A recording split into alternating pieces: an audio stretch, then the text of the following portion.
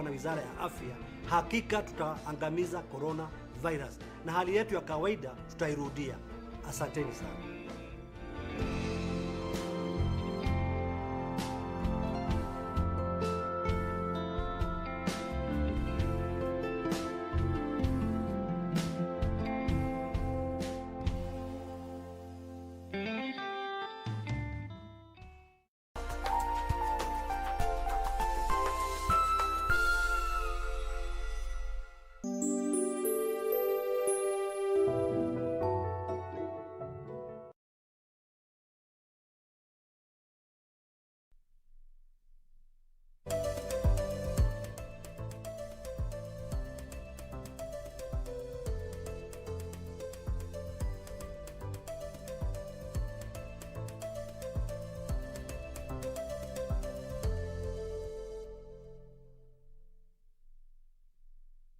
This is Good Morning Kenya on KBC Channel 1, and on the 23rd of July 2020, we have a lot in store for you, including what has been making headlines in the last 24 hours.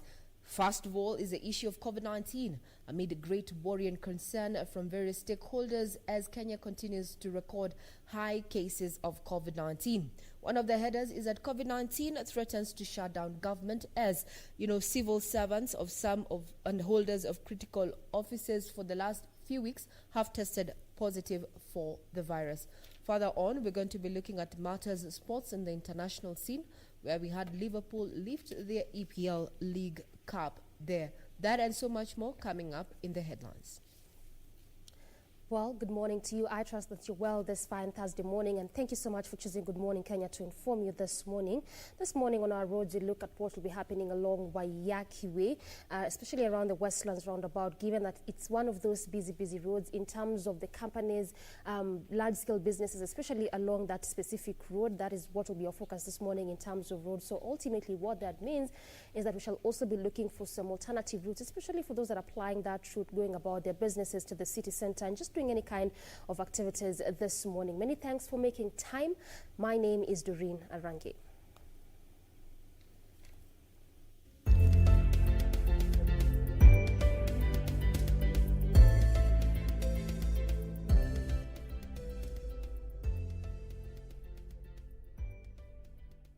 Begins right about now with an overview of what has captured scribes this morning, as depicted by various front pages of the daily issues of newspapers. Pay bonanza for teachers, health and county staff, windfall in hard times, chief principals and their deputies and senior masters benefit from a final phase of a 54 billion shillings collective bargaining agreement as salaries of workers in devolved units go up. That is what has been captured in the front page of the Daily Nation this morning. On the side of that is just an overview of the statistics of COVID-19. Confirmed COVID-19 cases in the country is that the total number of test samples tested so far is 254,273, while 14,805 persons are COVID positive, while 6,757 have fully recovered from the disease, while 260 have succumbed, with 10 deaths in the last 24 hours. Hence, that particular header there, COVID threatens to shut down government as hundreds of civil servants, some of them holders of critical offices, test positive for COVID-19. In Parliament, the judiciary, ministries and parastatals, among those infected are high-ranking officers in the Public Service Commission, senior officer in the ICT Ministry, as well as 4 MPs and 50 parliamentary staff. The PSC officers were closed after the commissioner got infected, and all staff will take the test next week. Details will be coming up in not too long as we continue focusing on stories that are making headlines in the last 24 hours. Now, looking at the issue of the Star this morning, the 23rd of July 2020, they have a little bit a different headline in terms of a different twist in regard to what they deemed fit to grace their front page. And this is what it reads. Political bigwigs battle for Uhuru 2022 blessings. Now president in political dilemma over air. Who will protect his interests? 2022 succession politics taking center stage on the front page of the Star this morning. At the far end is that student held at Radiant Hospital over 1 million shilling bill, as well as its fireworks as senators debate the revenue sharing. Now fierce exchanges are expected in the Senate this morning. Remember, we're going to be televising this broadcast live to you come 10 a.m. Now, a team appointed by the Speaker, Kenneth Lusaka, had to strike a deal to prepare a compromise report, had not agreed on a formula. Now, the two camps are still pulling in opposite directions. Those whose counties will gain have vowed to fight for the adoption of the new method. One of the counties that is set to gain from the proposed, controversial formula, revenue sharing formula, is Nairobi County. The formula as it is, if it sails through, is that areas or counties that are densely populated might just as well take the lion's share of the 316 billion shillings that is set, for county revenue allocation, while those that may be sparsely, whether they're large counties such as Marsabit, are likely to just get a minimal share of that revenue. This is a discussion that we're going to be broadcasting to you live at 10 a.m. That's what we have captured on the front page of the Star as well as the Daily Nation.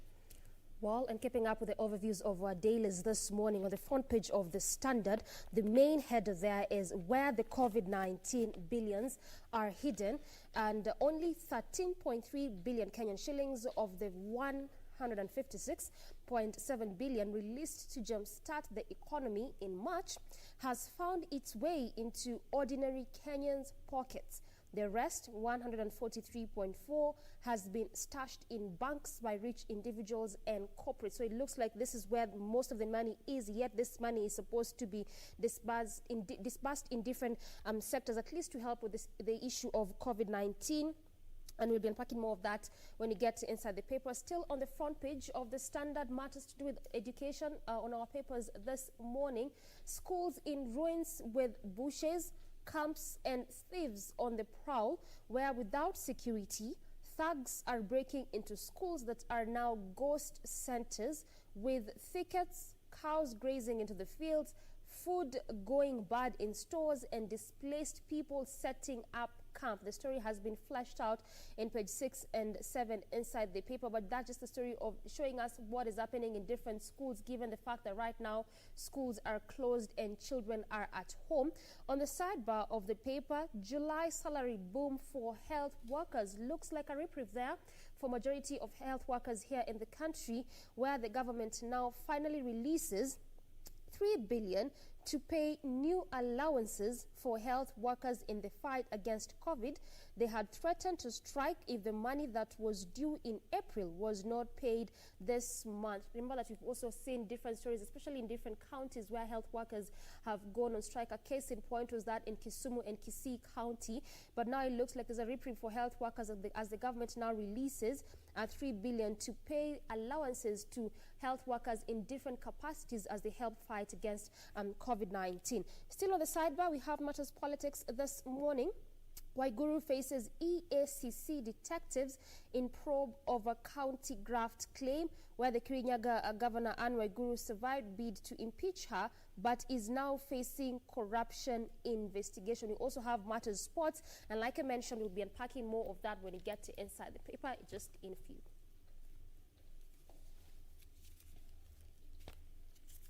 Now, starting us off with in the headlines, to just give you more details in regard to stories that have already been given. Just highlighted there on the front page of the various daily issues here. Let's talk about the issue of the pay bonanza for teachers, health, and county staff. For instance, the chief principal in job group D5, who earns currently 121,814. Actually be between 120k and 157,000. The new pay under the new pay is going to get or he or she is going to get 131,000 between 131,380 and 157,657. However, a primary teacher with a job group B5, whose current pay is 21,756, there'll be no change in the new pay. The senior teacher 2, job grade C2, who takes home between 31,242 and 33,971 shillings, is going to take home 34,955. Details of this story just headed there. Big payday for senior teachers as last phase of CBA is implemented.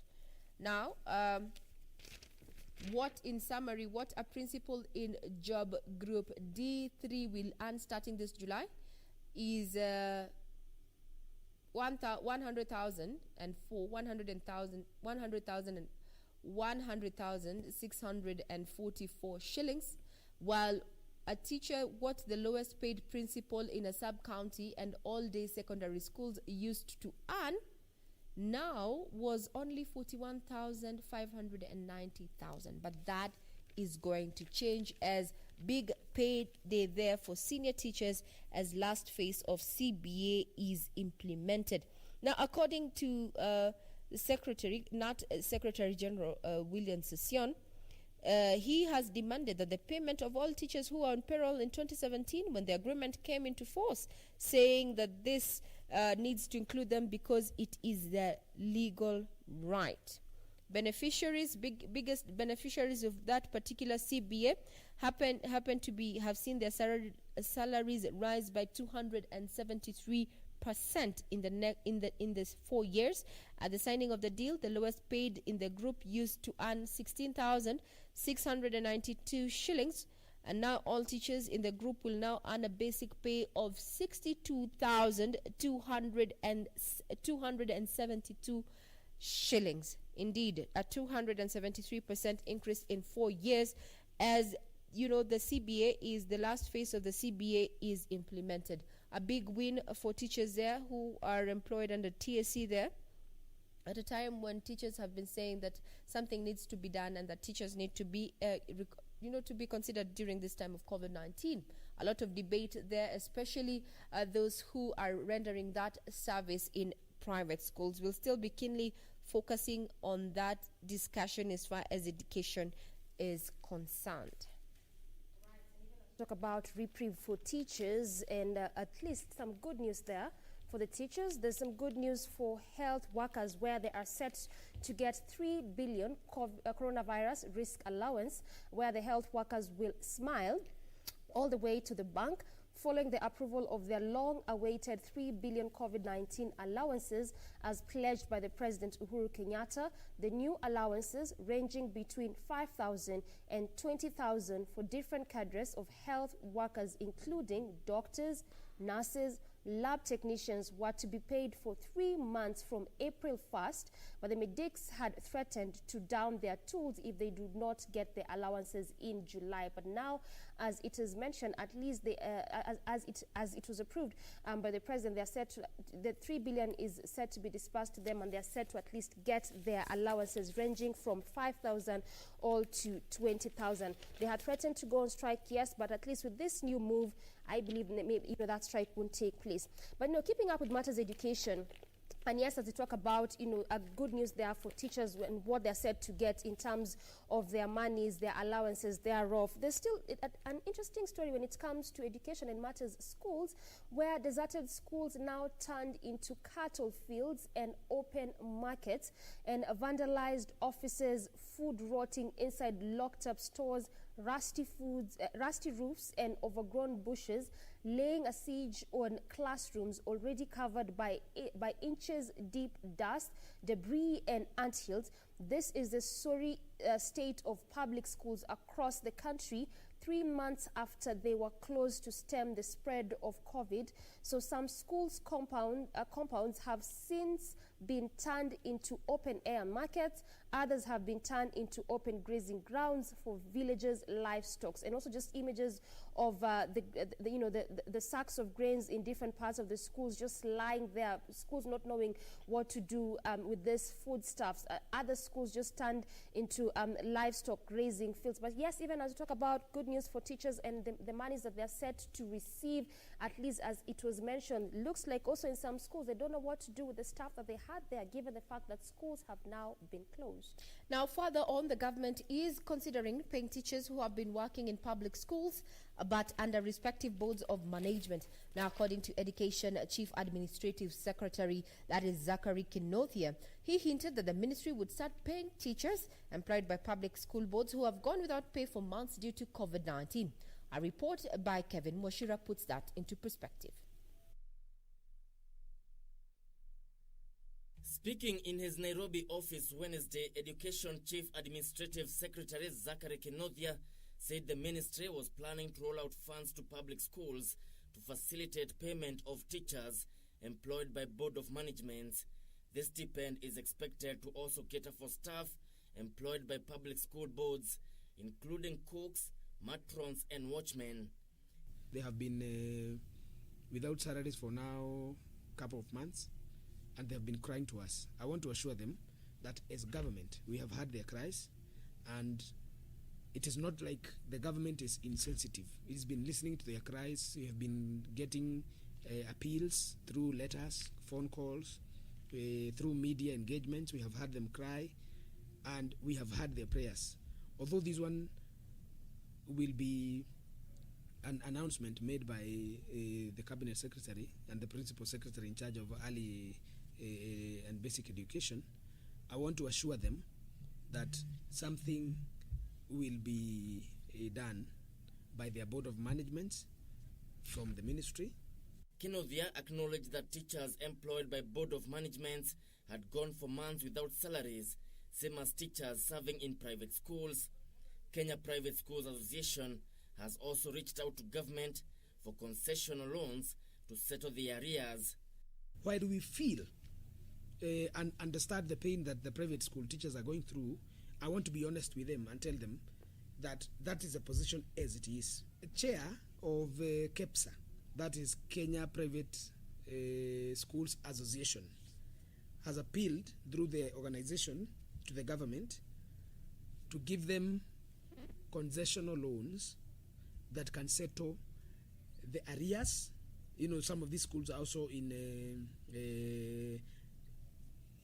are also established in private, also owned lands. You know, they pay rents to exist. According to the Kenya Private School Association, more than 1,000 learning institutions may fail to reopen since they are unable to pay rent for premises they hired for schools. Kevin Washira, Channel 1 News. Well, away from matters education, let's come to COVID-19. And there was that question of where are the monies, where are the billions that are supposed to cushion Kenyans from the adverse effects of COVID-19? So here's an article that just shows us and stipulates for us well where these monies are. Where are the billions to fight virus are stashed? That is the header we are having.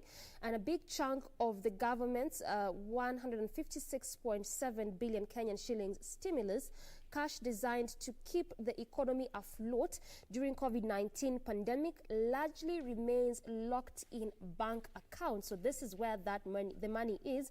Now, in 3 months since Kenya announced its first case of COVID, the billions of shillings pumped into the economy, mostly from government payments meant to cushion Kenyans from the adverse effects of the pandemic, are yet to provide relief to the struggling workers and businesses that need it the most. Now, close to half of this money released, 77.1 billion, was locked in fixed deposit accounts by wealthy individuals and businesses rather than being made available to Kenyans for use through salaries or consumer purchases for instance. So when you think about the monies that are supposed to at least help cushion and protect Kenyans from the adverse effects of COVID-19 and wondering where this money is, it has actually been kept in fixed deposit accounts by wealthy individuals as well as, wealthy business persons instead of actually releasing this money to the public. But again, still keeping up with matters COVID-19,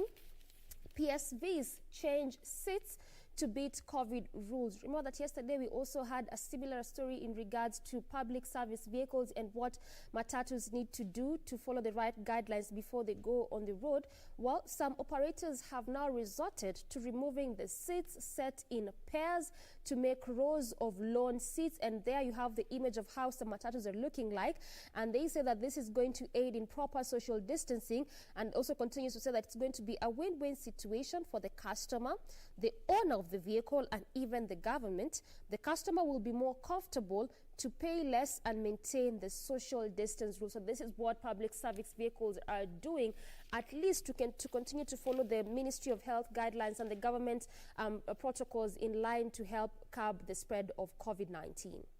Still keeping up with the domino effect of COVID-19 is that public offices dealt a blow as infections rise. That's one of the stories that have been highlighted just to get but a few, insights into that particular story is that public officers had hit by the virus include Parliament, the courts, the ICT Ministry, the National Treasury, prisons, and the Public Service Commission. Now, at the Treasury, 20% of the staff have contracted the virus, while 15 PSC staff had tested positive by 1st of July. Meanwhile, the Makadara Law Courts yesterday suspended operations for 14 days after recording 2 coronavirus cases. Chief Registrar Ann Amadi ordered the station closed and directed magistrate and staff to proceed on self-quarantine. Now, the court premises will be disinfected while they are away. Quite ahead there, public offices dealt a blow as coronavirus infections rise. Now, this comes at a time, when a sizable number of Kenyans who used to earn their livelihood from small-scale businesses continue to count losses as the effects of the COVID-19 pandemic reach far and wide. One of them is Stanley Munyendo, a barber shop owner and salon owner in Nairobi.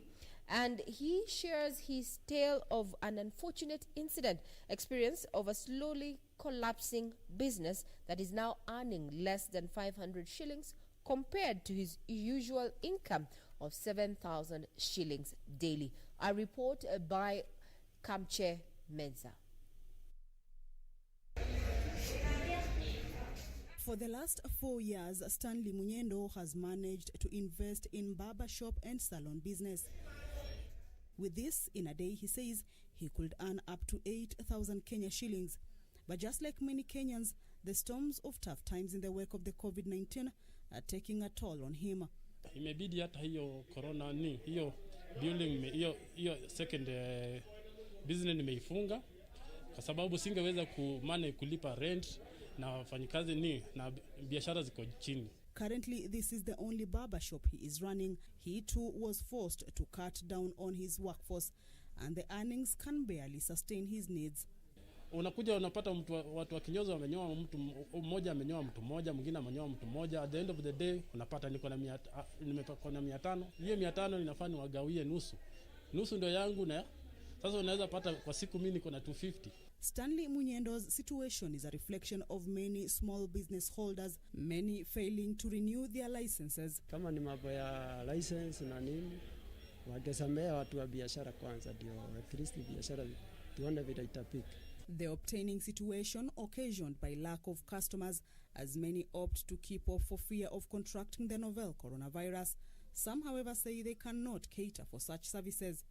Ilifika wakati hata nikaacha kuenda, nikachukua kinyozi, nikanunua kinyozi yangu hii tu ya kawaida, hii kaleza, ndio nanyoa nayo. Hata leo nimepitia hapa, mwenye kinyozi akaniambia ndevu imekaa mbaya, nikamwambia sina kakitu.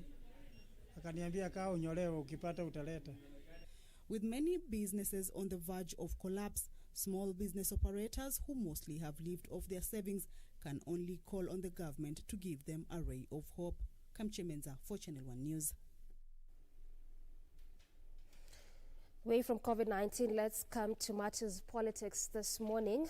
And Manyara faulted on medical kits deal, that is the caption on the Standard. Transport Cabinet Secretary, that is James Manyara, was yesterday faulted for questionable leasing of the multi-billion shillings management equipment services for counties when he was in charge of the health docket. Now, the former AG, that is Professor Githu Muigai, who has also been pictured in there, told senators yesterday that Manyara and his then PS, Hadija, failed to abide by his legal advice prior to the signing of the program that was in 2015. Now, the former AG tells the senators that they had failed to abide to what he had said to them, to his advice, prior to the signing of this program. That is what is happening there in regards to the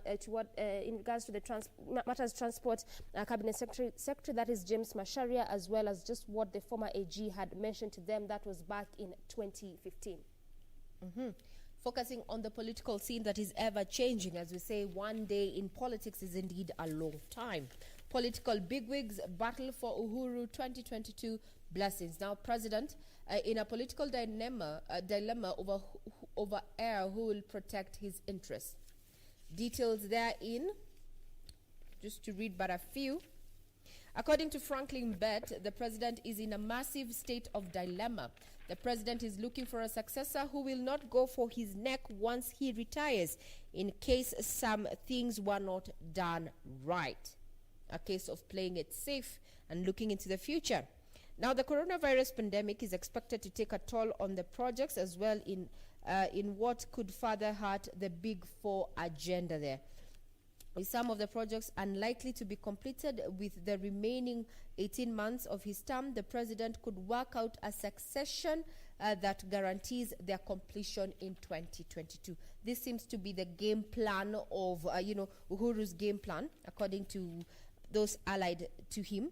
Now, Mbadi, a key Raila ally, has revealed that ODM is not willing to enter into a post-2017 coalition agreement with Jubilee, but will continue to support the president to realize his legacy, fight corruption, and unite Kenyans.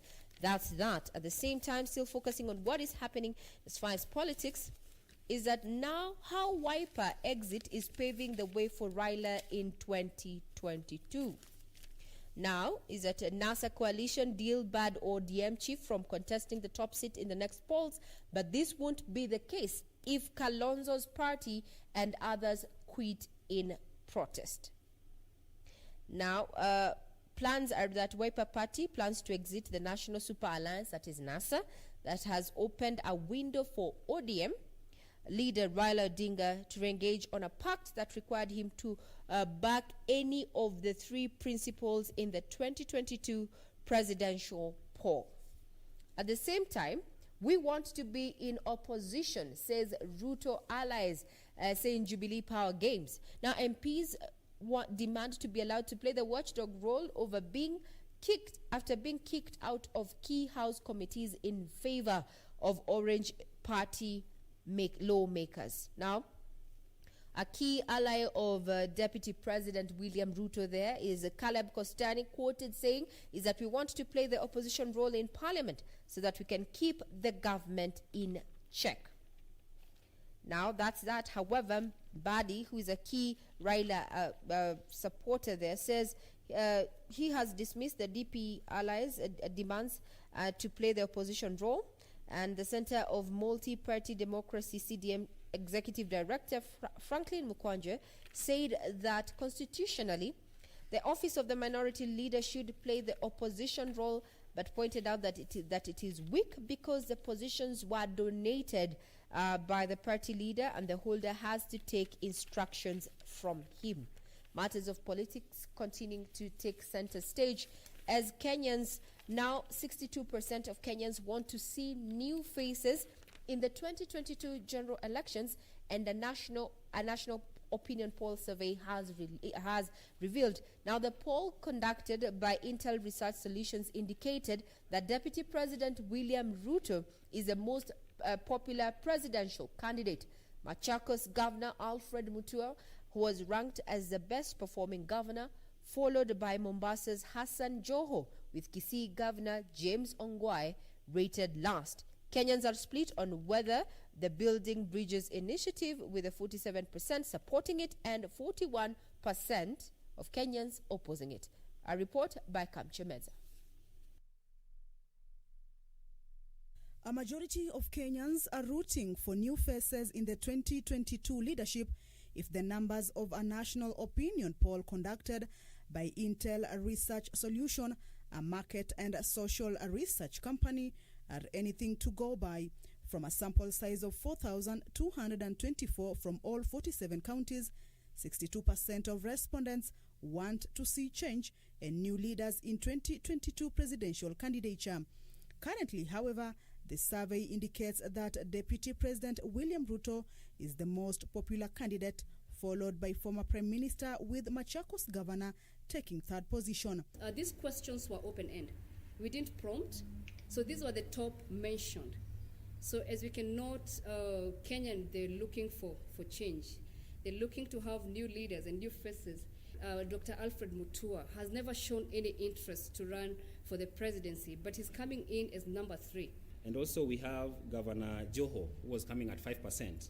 I think, and also, interestingly, also Wycliffe Oparanya for the first time has also come up in our findings. But something again you also need to note in the next slide is that there's a huge percentage of people who are undecided. The study showed DP leading in popularity in all regions, save for Central Nyanza, where former Prime Minister Raila Odinga led at 36%, with DP coming second at 23%. Look at South Nyanza. This is Kisii, Nyamira, Migori. We have a deputy president taking the lead, and which stands at 28%, followed by Honorable Raila Odinga at 24%, and we have 5% of people who are undecided. The research done by the one-year-old company also cited Machakos Governor Alfred Mutua as best performing governor, placing county bosses of Nakuru, Kericho, Kisumu and Kisii as least working governors. With regards to a change in the constitution, 47% of the participants expressed support for the Building Bridges initiative, while 41% oppose it. 12% are not decided.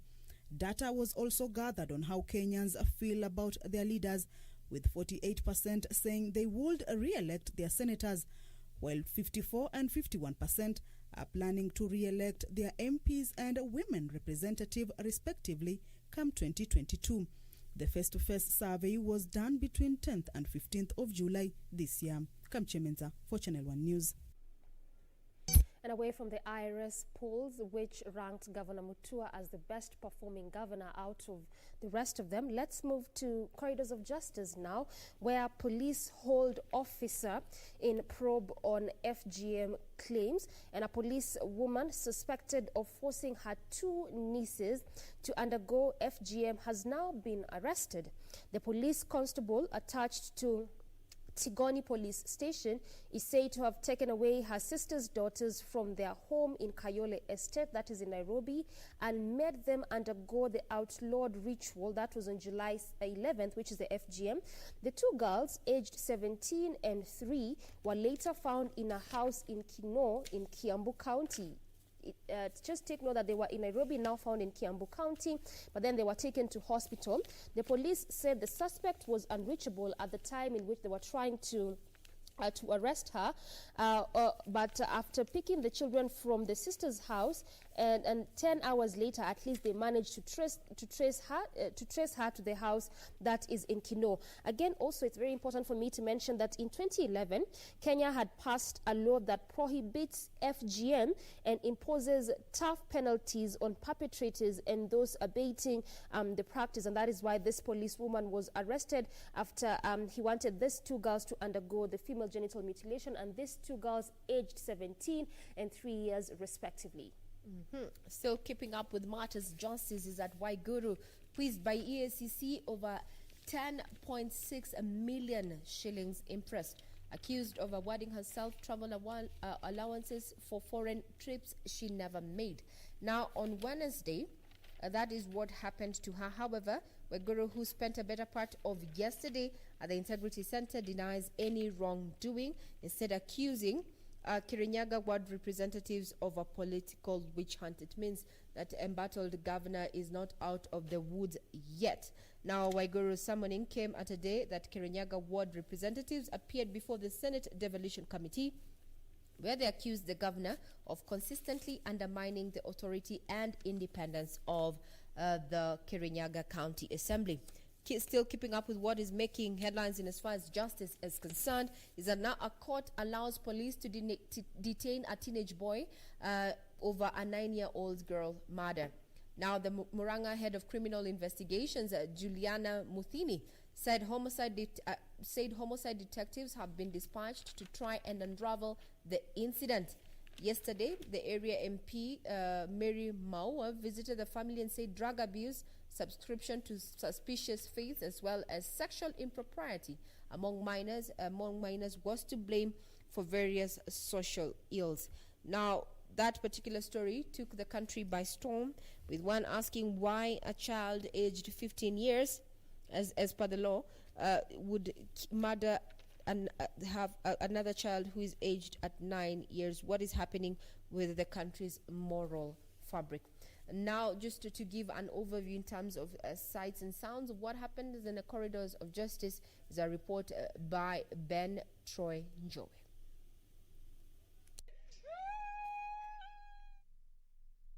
The paternity case against Supreme Court President David Maraga by Mary Kwamboka failed to kick off on Wednesday after the plaintiff failed to pay the required court fee of 655 shillings. Kwamboka had alleged in court documents that she conceived the child in 2013 and had wanted the court to compel the CJ to be giving her a monthly support of 161,600 to cater for the child's entertainment, medical expenses, food, clothes, house rent, school fees, and a house help. It has since been determined that the mother and the child's record do not exist in the registrar of births. Maraga's lawyer has attributed the suit to Maraga's succession politics and differences with the executive that involve appointment of 41 judges. The woman who came to court to shout and make loud noise was stage managed by forces outside that woman.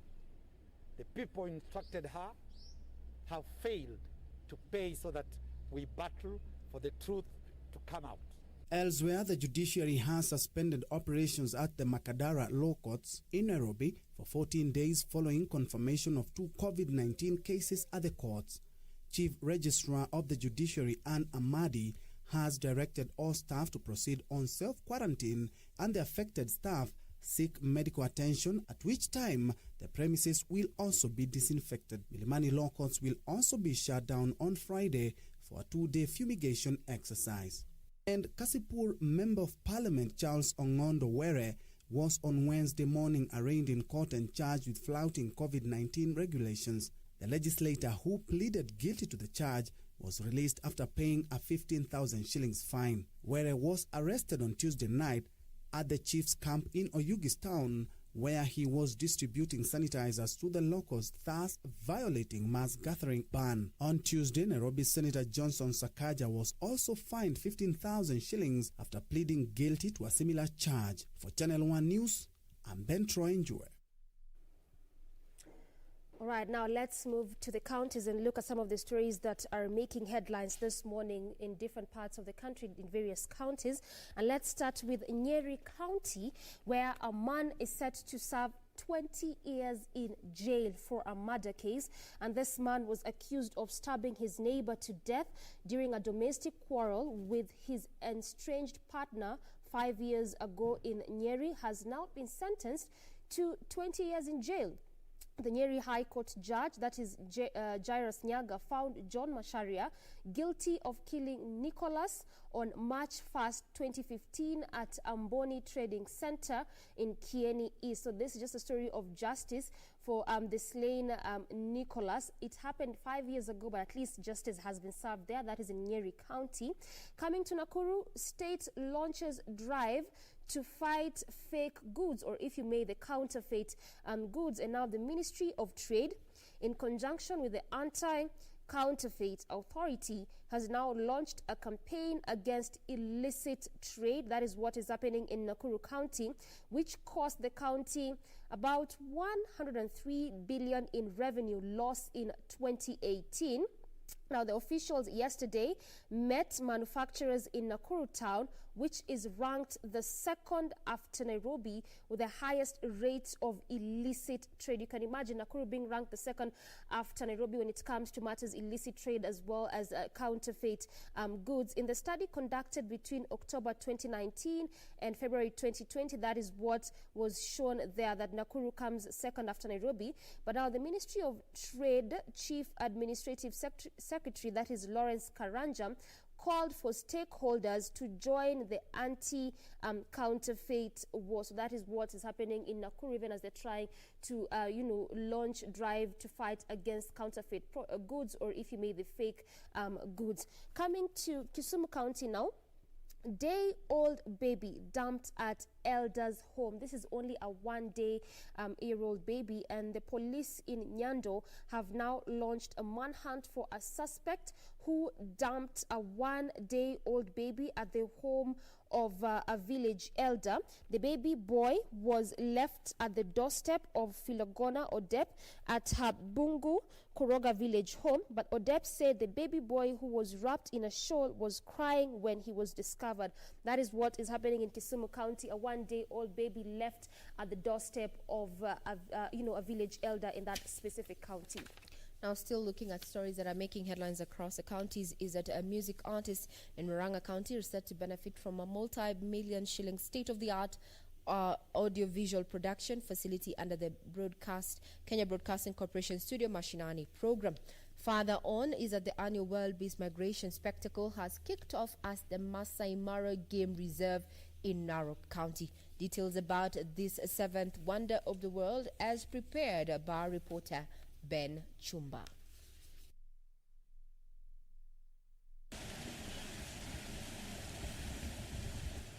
Every July to October, about 1.5 million wild beasts and zebras uniformly cross Mara River from the Serengeti National Reserve in Tanzania to the Masai Mara National Reserve in Kenya in search of greener pastures.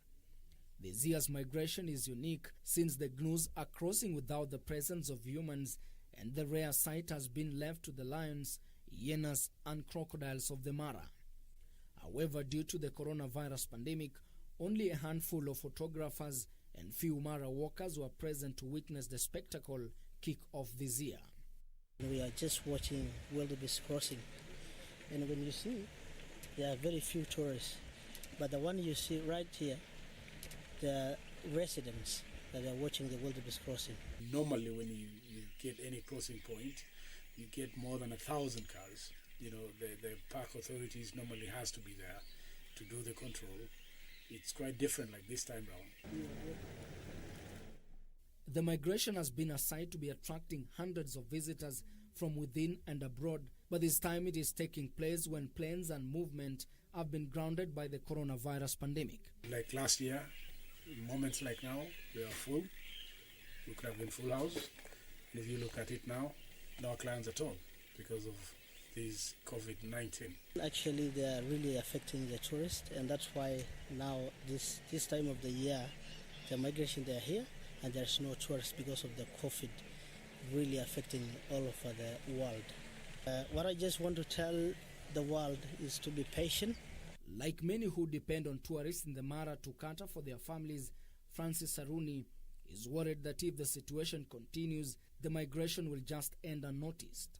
Everybody who lives around the Mara depends on tourism, but because we don't have guests around, it has really, I can say, caused a lot of problems. Ben Chumba, reporting for Channel 1 News. Now, away from the counties, let's come to matters business, looking at some of the stories that are dominating our papers this morning when it comes to business. And our World Bank gives $5 billion for lending to small enterprises. That is the header there. And the World Bank has given Equity Bank a $5 billion loan This is for onward lending to small and medium-sized enterprises to help them recover from the economic disruption of COVID-19. These funds are drawn from the World Bank's 800 billion global facility through its investment arm, International Finance Corporation, and is expected to support SMEs in the manufacturing, health, trade, transport and consumer goods sector. Again, just continuing to show us how different sectors are coming at least to help the SMEs, or if you may, the small and medium sized enterprises, given the fact that they have also been greatly affected by this COVID-19 pandemic. To another story now, limping economy says lower uptake of fuel and electricity is the caption just there this morning, and the energy consumption in the country declined sharply in the quarter to June this year owing to the slowdown in the economy. This is after the government put in place containment measures to curb the spread of COVID, but consumption of both oil products and electricity is, however, on the recovery, with the uptake of power and petroleum in June nearing levels seen earlier this year prior to the pandemic. So in as much as at least their uptake is, going a bit higher, but due to the COVID-19, their consumption had declined sharply in the first quarter of June this year. That is the story we are having there when it comes to matters uptake of fuel and electricity here in the country. But again, there's also an interesting story. This is in regards to matters conservation, but still on in matters business, where the I&M Foundation NGO Inc. 50 million deal, and this is just a story of the I&M Bank Foundation and the Kenya Community Development Foundation, that is the KCDF, have signed a deal worth 50 million that aims at inculcating environmental awareness and conservation among young Kenyans in 172 learning institutions, and this is specifically in Narok and Kilifi counties. Now, this is going to be a 3-year program, and it will aim at reducing environmental degradation and the effects of climate change through tree planting and adoption of clean energy such as solar energy and saving vehicles. At least this is a project by the I&M Foundation, at least to help the young adults in these 2 specific counties when it comes to matters conserving our environment and protecting our environment. Focusing on stories that are making headlines in as far as the business world is concerned, we start off fintechs to bear bulk of non-performing loans. An example of fintech is Mshwari, those people who do Tala, such and such. Those are issues of fintechs. Now, the financial experts have warned of an upsurge in non-performing loans, with the biggest threat emerging from the fintech sector, and which mobile loans are ambiguous. Now according to the Central Bank of Kenya, is that the current national overhaul market of non-performing loans market rate is at 12.7%, and there are approximately 10.2 million mobile loan borrowers, up from 6 million in the last quarter of 2019, exacerbated by the domino effect of COVID-19. Now, bars warn of 50 billion shillings lost in ban plan. Now, they say the bars and restaurants have opposed plans by the state to ban consumption of alcohol inside their premises, saying it will result into a loss of 50 billion shillings in revenue. Further on, the Pubs, Entertainment and Restaurants Association of Kenya chairperson Alice Opey says that if the proposal is approved, about 500,000 of the youth will be rendered jobless, and businesses unlikely to collapse. At a time when Kenyans are waiting with bated breath to find out what the president, or rather meeting convened by the president, with bringing together all governors, what findings and recommendations, and rather what direction then the government is going to take in regard to this issue of COVID-19, given that Kenya's COVID cases are inching closer to the 15,000 mark. Now, crossing over to the Lake region, where the Lake region economic bloc wants plans by the Ministry of Agriculture to lease 5 state-owned sugar mills suspended until all parties agree on a consultative process. Here's a report by Betty Kiptum.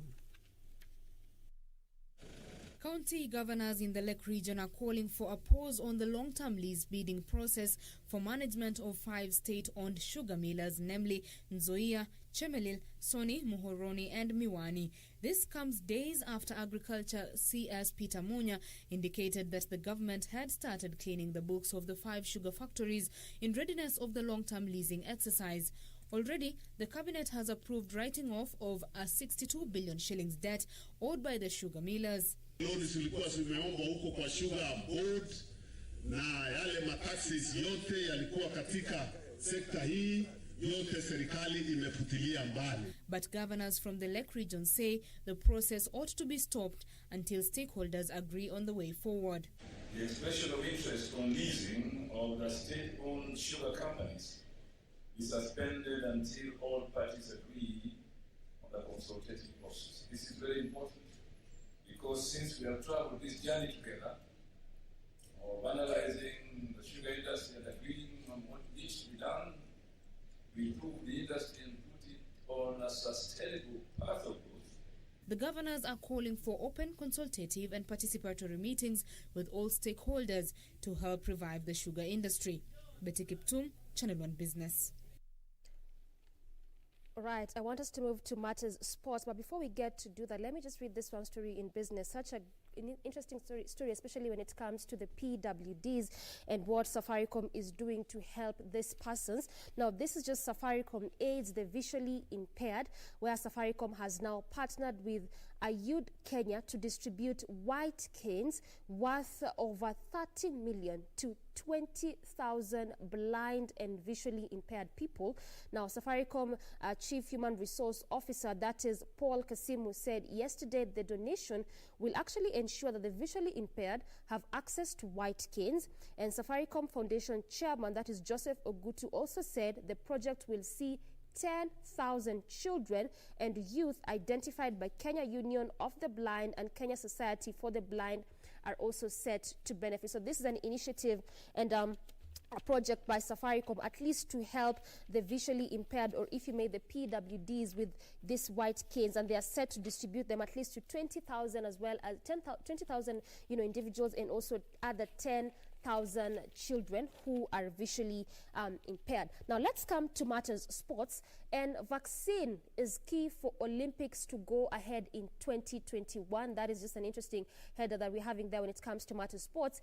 And the development of COVID vaccine or treatment will be key to allowing the postponed Tokyo 2020 Games to open in a year's time. Organizing Committee President Yoshiro Mori said this yesterday, that it will be very important before this Olympics resume that the COVID-19 vaccine at least should be in place.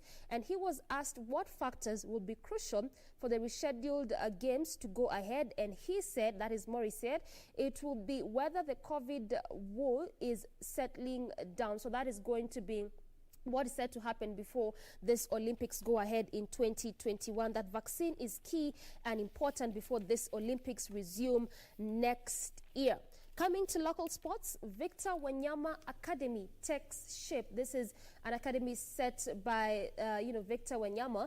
And after months of planning and putting resources together, the wait is now over as Victor Wanyama Academy is finally off the ground. And with it, the sleepy Ekisumu village in Nambale constituency, that is in Busia County, is suddenly bustling with excitement as focus turned to the ancestral county of Harambee Stars and Montreal Impact midfielder. So this is just what it says, that we are supposed to complete the project on or before December because commissioning is slated for December. Up to now, we are happy work is going as per our expectation. So this is what the ancestral Harambee Stars is just doing in that specific area. That is in Nambale constituency in Busia County, setting up an academy which is set to take shape at least late this year. Still keeping up with sports, if we can just focus on what was happening in the EPL, is that now Manchester United, drew against West Ham at 1-1. Well, Chelsea, the Le Blues, fell against the EPL champions, that is Liverpool, with Klopp's side scoring 5 goals, while the Blues tried, and as much as they did, they could only get 3 points. Now, come Sunday, soccer fan lovers, especially of the EPL, will find out who is going to take position 3 as Manchester United and Chelsea square it out. Both teams currently have 63 points. That is what is happening in the international scene. But now looking at the local scene is that intrigue details continue. The Football Federation, FKF, has announced the formation of a transitional committee of 5 Kenya Premier League chairmen charged with coming up with proposals of how the league will be run next season.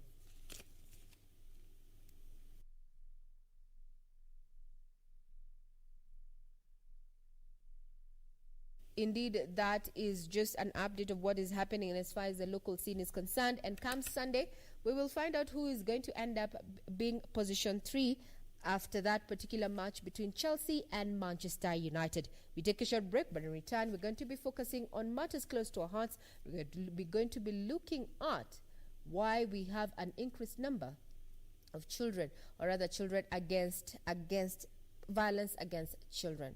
Do keep it right here. Remember, we are live. So if you're not in front of your television set, well, you can log on our website, www.kbc.co.ke.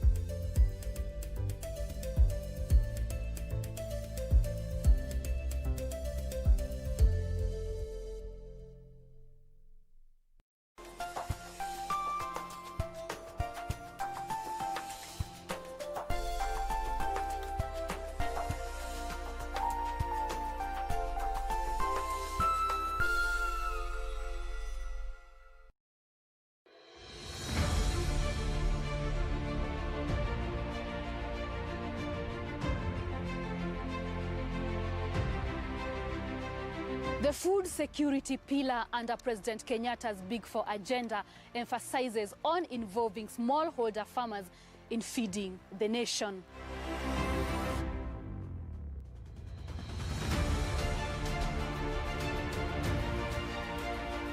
This week on Project 254, we continue to unravel the household water storage project. Tukuna najua kama kuna kitu kama hii. Tulikuwa naona kama ni mchezo. The rains have stopped, but for me I will not stop the planting. I will still planting my maize. Sasa njaa ile inaitwa njaa. Hatuwezi shikwa na njaa. Serikali imetufanya mambo mazuri kabisa. Watch it on Thursday at 8:30 p.m. only on KBC Channel 1. On the next episode of Shetani mkubwa utanitambua mimi.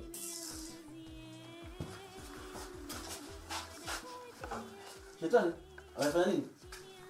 Nilikuwa naimba, sio nijua. Nilikuwa nimesahau simu yangu, sijui kama umeiona. Sijaiona. Masudi ana nini? Masudi anafanya nini? Basi atamwambia mume wangu, wewe na huyo Masudi huyo, siku hii itafika. Wasikia? Tena kama hujapakuliwa kule nje, usije kunisumbua mimi hapa, Wasikia? Nenda ukajipange. Si unajua jikoni maliliko? Niache mwenyewe kwa starehe zangu, ndio mwenyewe nikajistiri. Sawa? Tujali kazi zenu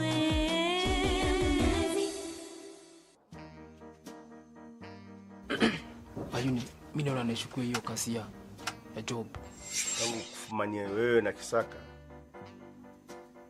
sitaki kuamini kabisa. Bwana Chris. Job. Chris anakuwa man solo.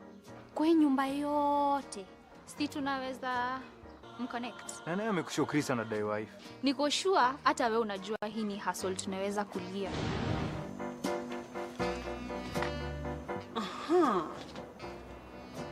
Mbona mlitenda job? Sina kuongelesha. Chukua namba. Wewe ni mdemo wangu. Babe, relax. Wewe jichuje bro.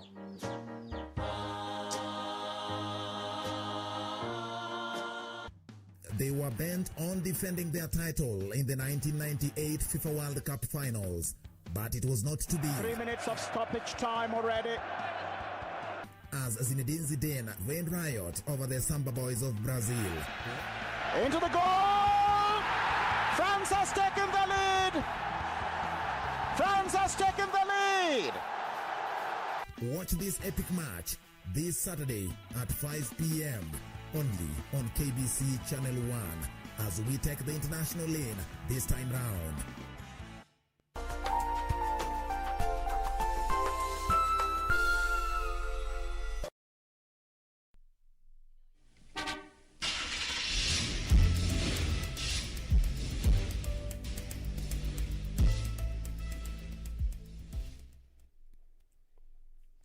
Minutes at the top of the hour, time for our fast link this morning. Let's just start with looking at how different roads are doing in terms of traffic. This is just a tweet saying that jam bumper to bumper from Utali all the way to Muthaiga, and this is how Thika Superhighway is doing. Remember that is one of those busy roads, especially in this early morning hour in terms of traffic. But then again, there's also another tweet that says from Roysambu all the way to Ruiru, no traffic at all, moving at a pretty fast pace. So just looks like in some different parts of Thika Road that there's a bit of a gridlock there, and some others moving at a clearly fast pace. But now let's come to our focus this morning, which is I want us to focus on Wayaki Way as you head over to the city center. And let's just start from James Gishuru Junction as you head over to Wayaki, as you head over to CBD using Wayaki Way. As of now, traffic really building up around this specific area. In fact, in just some parts, especially on the lane that heads over to the city center, moving at a pretty slow pace. This is just next to ABC Place. But again, also remember that around this junction, it's again also a bus terminus, or if you may, a drop-off or a pickup point. And this is again the reason as to why there's a bit of a traffic gridlock there. It also branches to James Gishuru Road. Actually, on this Wayaki Way, James Gishuru junction branches off to James Gishuru Road as you head over to this estates that are just enjoying on this specific area. But on that specific road, this is the James Gishuru Road. There's barely any traffic, moving at a really fast pace all the way just next to Ipsos Sinovate, really moving at a pretty fast pace, heading over to Lavington. Next to Lavington Mall, no traffic at all. This is along James Gishuru Road. But again, also there's no so many estates along this route, just some businesses and some large scale businesses as well as some companies. But in terms of traffic, moving at a really fast pace, barely any traffic. But just when you get next to the junction, that is where traffic begins to slightly build up there. But then again, also I had mentioned to you earlier that along this junction, it is also a bus terminus, or if you may, a drop-off as well as a pickup point. So again, that is probably the reason as to why we'd probably be experiencing, the traffic gridlock there. But in as much as there's a bit of traffic, at least it is manageable, and that is what that color there indicates for us. But just next to ABC Place, as you head over to the city center, moving at a pretty slow pace, but also around ABC area, it is also a bus terminus. So ultimately, the reason as to why we'd expect to see what we're seeing here in terms of traffic. But again, also interestingly, this is traffic on both lanes. That means the lane that is leaving city center using Wayaki Way, heading all the way to estates enjoying on this road, such as Westlands, Kino, Kikuyu, heading all the way to the outskirts of Nairobi, as well as the one leaving estates that ply this specific route as you head over to the city center. Traffic actually being witnessed on both lanes. It is highly unlikely, because oftentimes we normally just, especially in this early morning hour, traffic is normally just seen or witnessed only on the lane that is heading over to the city center. But looks like the traffic there is, changing bit by bit, because in the first couple of minutes, it was just traffic building up, but now it is clear ways showing us that has just changed. But I had mentioned to you also that Wayaki Way is one of those busy roads. So just like roads such as Thika Superhighway, Outer Ring Road, Mombasa Road, Wayaki Way is again one of those busy roads. When you look at the kind of estates enjoined to this routes, quite a number of them I had mentioned to you earlier, and also the fact that it serves vehicles that come from the outskirts of around Nairobi and this, counties of the western part of the country, as well as the Nyanza part of the country. So clearly, again, just making it one of those busy roads, and not forgetting the fact that there was some reconstruction that was happening, especially around Westlands area, or if you may, the Westlands roundabout. So again, that could also be a reason as to why we would really be expecting or seeing what you're seeing this morning in terms of traffic, just heavy traffic build-up in some parts, really moving at a pretty fast pace. In others, just moving slowly, and in some areas beginning to build up slightly build up. But then again, also, this is clearly the best time if you are leaving your home or you're using Wayaki Way, going about your businesses. This is clearly the best time for you to do that, because in as much as there's a bit of a traffic there, but at least it is quite manageable. We've not spotted anywhere where we are seeing, traffic at a standstill as of now at about 3 minutes past 8 a.m. As of now, just, traffic manageable kind of traffic, but also especially around the Westlands roundabout and also next to Safaricom house, we normally have traffic police just stationed again this early morning to try and control traffic. So again, that could also be the reason as to why we are not witnessing the heavy traffic gridlock on this specific route as you head over to the city center. But again, also, one of the reasons as to why there's normally heavy traffic, especially along Wayaki Way, is because of the kind of businesses, large-scale businesses, companies that are just along this route. Remember that sometime, early in the days, most businesses, most companies were situated in the city center, or this is Nairobi CBD, but due to congestion and the fact that not all businesses could fit in the city center, most businesses now relocated to areas such as Westlands as well as Upper Hill. So even when you look at the reconstruction around Westlands roundabout, this is just to ease and traffic congestion and at least aid for those that are going about their businesses, because then again, that is also one of the reasons as to why there's normally heavy traffic, given the fact that heavy traffic actually on both lanes.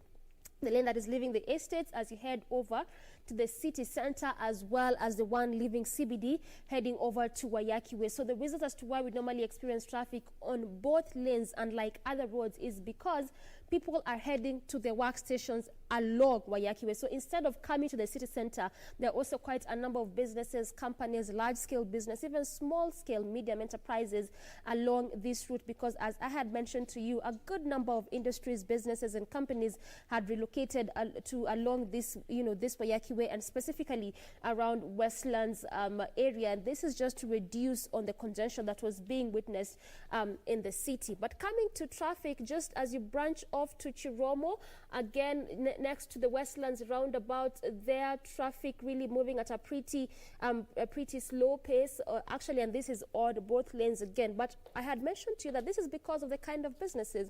Looking at areas such as Chiromo, Westlands roundabout, in terms of companies, there are quite a number of them. Also, as you branch off to, Riverside Drive, again, still keeping up with Wayaki Way traffic, again beginning to build up there on that specific junction as you branch off on that area. But coming to Westlands, we're not witnessing heavy traffic like how we'd expect to see. But ultimately, I want to allude that to the fact that probably the traffic police are already there trying to see how best they can control traffic. But just leaving Wayaki Way, coming to University Way roundabout, which is, as you still looking at matters traffic, and around this roundabout, all the way from Wayaki Way, coming through the roundabout, traffic building up there. But again, it's also one of those busy roundabouts, just like the Westlands roundabout, one of those busy roundabouts, branching off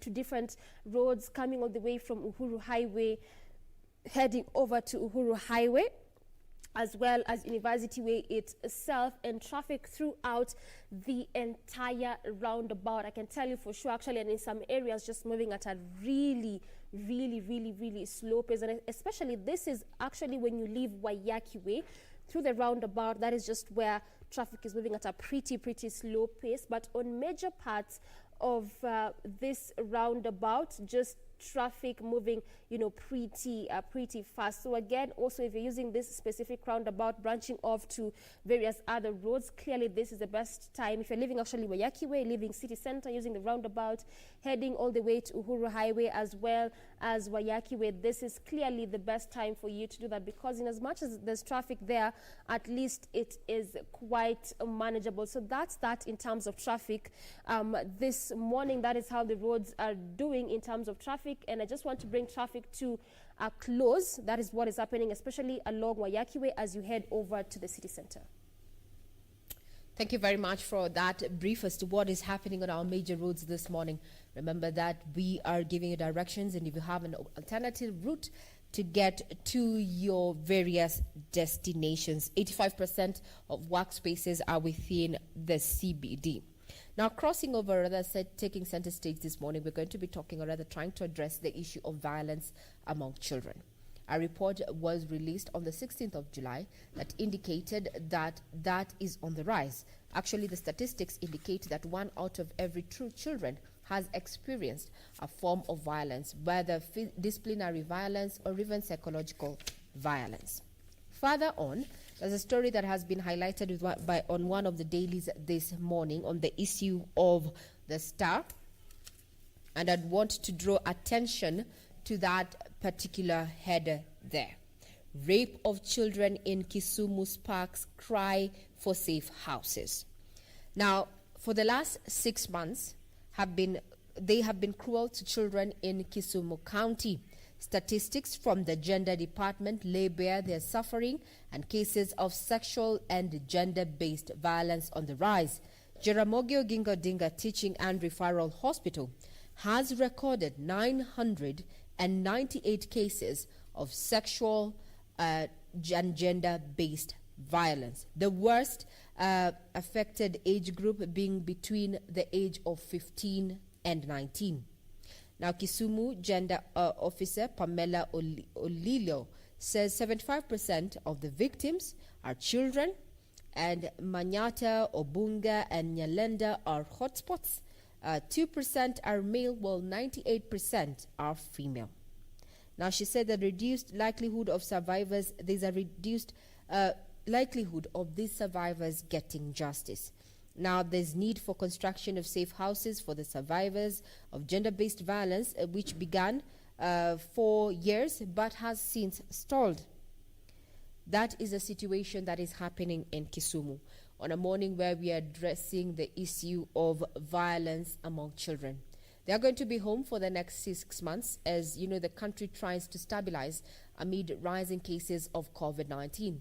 As a parent, as a guardian, what are you doing to ensure that you shelter your child or that person, your ward, who is in your care from violence? And might you be the perpetrator of these heinous acts? A report released beginning of July, a month that is dedicated towards, child's advocacy and child rights, dubbed Violence Against Children and Youth Survey, VAX, indicated that violence in children is still very rough, with 1 out of every 2 children in Kenya having experienced one form of violence or another. This survey also found out that both male and female children have experienced violent discipline, including corporal punishment and psychological aggression. Are you the perpetrator, or are you a protector of that particular child in your custody, whether you're a parent or you're a guardian? This is a conversation that we're having this morning, and it is live. We have different participants drawn from different parts of the country. We are live now from various parts of the country. Thank you very much for joining us in this particular show this morning. Participants there, you can see them on the screen. We have had them once before. Some of them are not so new to us. At least I recognize Nkatha there and Charlene. Nkatha from Nakuru County, Charlene Mombasa County, Habib Namai, who's a coordinator community support initiative from Busia, as well as Ibrahim Alubala from Nairobi County, Save the Children, and Mr. Mutua. Thank you very much for your time. I hope we'll be able to address this issue, or rather just try and tackle why then we are having an increased cases of violence meted to children. Starting off in this conversation is Habib Namai, Coordinator Community Support Initiative, live from Busia. Good morning, Habib. Good morning. Great to have you on board. Now, with the current report there, the findings of that report that was released on the 16th, Violence Against Children and Youth Survey, it indicates that though there have been increased cases have been reported on violence meted against children, it shows that the issue of violence in children is still rough. Why do you think this is so? Thank you, Regina, and I'm happy to be on this show today. One, I want to say that there's many forms of violence against children, and many parents, many people does not understand that some of things that they are doing are violence to the children. So some are doing because they don't understand. Some understand that they are doing things that are not right for the children, but they thought or they think they are trying to mentor these children in one way or another. So during this period, during this COVID-19 pandemic period, children are at home, and there's so many things going around. Some parents are busy trying to make it out for their livelihood, to their families, and they are not taking care. They are not thinking of what the children are feeling. They are not considering to ask their children how they are, what they might need, the advice. Yeah. Mm-hmm. That is Habib Namai, who's a coordinator of Community Support Initiative, live from Busia. What I hear you saying is that the reason why we are having this rise in these cases, especially where we're talking about violence among children, is that parents are shrinking from their duties. Is that correct, Habib? That is what you're saying, in your opinion, has led, to the increase in number of violence or other cases of violence among children, or meted to children. Yes. And what then can the community do to ensure that we protect our children? Because this is still an African society, and we believe as Africans that the child does not just belong to one person. The child belongs to the community. Then what then can the community do to ensure that our children are safe? I want to say categorically that the child belongs to the community. The child, anybody that coming into contact with the child should treat that child as his or her own child. We should advise when you walk around the town center, you can see there's those local videos. You can see so many children around that video. They are peeping in, and sometimes the content that are being shown in that video are not of the age for those children. So actually, it's good for the whole community to make sure that we take care of our children, because the child doesn't belong to one person. But this child is for the community. When we lose this child, when this child grow up with a certain behavior, it will affect our community. So it is our responsibility as the community to make sure that we take care of And we report any form of abuse to these children to the necessary institution. Thank you very much, Habib Nabmai, there for that feedback in regard to, why we're just trying to address why we are having an increased caseload in as far as violence is concerned, where children are involved. Now, Ibrahim Alubala, live from Nairobi. Why do you think we are having an increased caseload of violence meted out to children? Good morning, Regina, and thank you very much for the opportunity to participate in this show this morning. The question is very relevant right now, and like my colleague Habib had said, there are quite a number of factors that would lead to that. First, I think it's critical, like Habib said, to begin by pointing out that there are about 3 forms of violence that children can encounter. The first form of violence involves the physical violence, and we've seen this quite a lot, particularly with issues of corporal punishment. You can find situations where children are being kicked, children are being beaten physically. So that's the first form of violence, physical violence. Then you also have emotional violence, where children are subjected to emotional abuse. And this is also very rampant within the community. And then there is also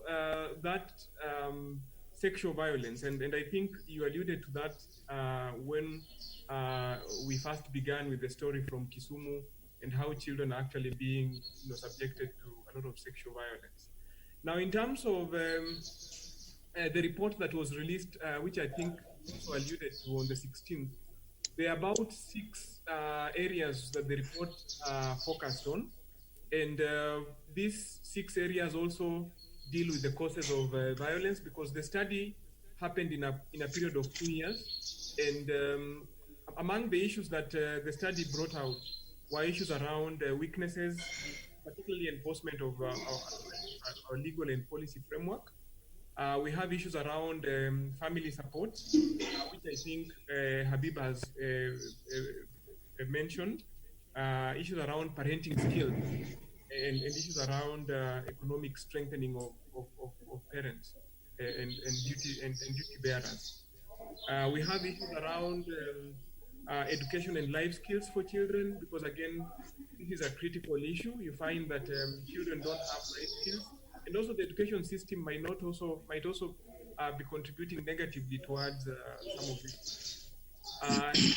Also mentioned issues around community norms and the reality that our community is also shirking its responsibility insofar as protection of children is concerned. And then in the event that this happens, where are these matters being reported? So we would also have issues around response, support services, basically to look at how these reports will be done and how they'll be received and how they'll be processed. Then finally, coordination of issues around violence against children. So we have different players, but how is the coordination of those players happening at different levels? So there are quite a number of issues, and I think as we discuss further, we can delve into some of these issues and also propose some of the recommendations, and also maybe recommend what can be done, just like the report also did. Thank you, Ibrahim Alubala there, who is live from Nairobi and works with Save the Children organization there. If you're just tuning in this morning, we're focusing on how to protect our children in light, of the findings of a report that was released last week, actually the 16th of July, that says that, violence in children is still raft, where we have 1 out of every 2 children in Kenya has experienced one form or another of violence. Ibrahim Alubala there just telling us that this particular report highlighted 6 key areas, and he has gone further to just highlight some of them: the weakness in the legal framework, the issues within the family, as well as economic status of the parents and the guardians, as well as education, life skills for kids. Feedback is welcome. Our Twitter handle is at KBC Channel 1 News. And my Twitter handle is at Manyara. How then can we better protect our children in light of this current development? The story that set us up in this conversation is a report that has been captured in one of the daily newspapers this morning that shows the situation in Kisumu is deplorable in as far as children's safety is concerned, with a header that rape of children in Kisumu cries, or rather sparks a cry for safe houses. Statistics indicate that the Gender Department has laid bare the suffering and cases of sexual and gender-based violence rise. Now, Jaramogi Oginga Odinga Teaching and Referral Hospital has recorded 998 cases of sexual and gender-based violence, with the demographic being 75% of those particular victims being children. That's where we are, just to put things into perspective. Joining me on now to have a conversation, or that just help us understand exactly how we can protect then our children in light of these glaring statistics, is Mr. Mutua. Good morning, Mutua. How are you? I'm very fine. Great to have you on board. What do you think about this then? Where are you live from, please? I'm from Nakuru County, but currently I'm in Murang'a. Okay, so we can say yes. You are in Murang'a County, live from Murang'a Yes. County. Now, with the glaring Yes. statistics that we have already that have been highlighted here, why do you think then? What then can we do to ensure that we protect our children? Remember, the schools are closed up until next year, and these children, whether in primary school or in high school, they're going to be within their home areas and not in school. So, squarely at the hands of parents and their guardians. What do you think we need to do to ensure that we protect our children? For us to protect our children, number one, we normally have these parents. I think parents have contributed a lot, and the parents need to up their game, because nowadays we have what we call parents who are present with apology parents. Present with apology, I mean, you find that there's a parent who is not like in touch with the reality of what is happening in the lives of their children. So parents need to be interested in the lives of their children, what their friends are, if they have any gadgets, like what they are watching and the rest. But you find most of the parents are just there, but things are happening, but you find that they are not in touch with the reality. So I think parents have a great role to play, because I work in Nakuru County, and I see a lot of parents. If you ask a parent, where is your child? They might not know where the children are, and they are not even concerned where the children are, what they are doing at specific times and rest. So I think that is a very key area. Number two, for us to protect our children, we have the issues of the media and also the current technology, like the social media. I think that need to be, as parents, we need to regulate the media, like the social media. If we buy gadgets to our children, we need to regulate what we need to have to do some measures so that they don't access just any of the sites.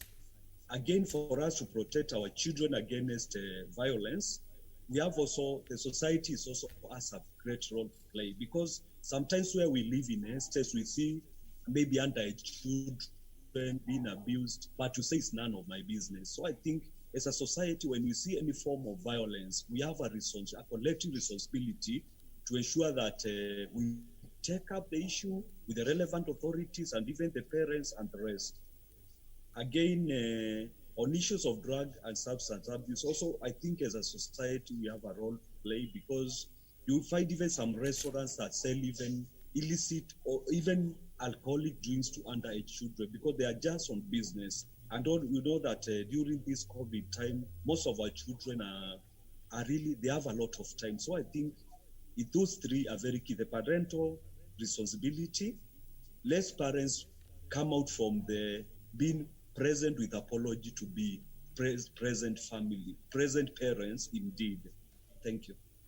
I like what you have said there, Cosmos, that we have a majority of parents who are present with apologies, and that we are falling short in as far as shrinking in our responsibility as parents and guardians of these young ones. I like you've brought out the issue of collective responsibility in terms of reporting these issues, Cosmos Mutua.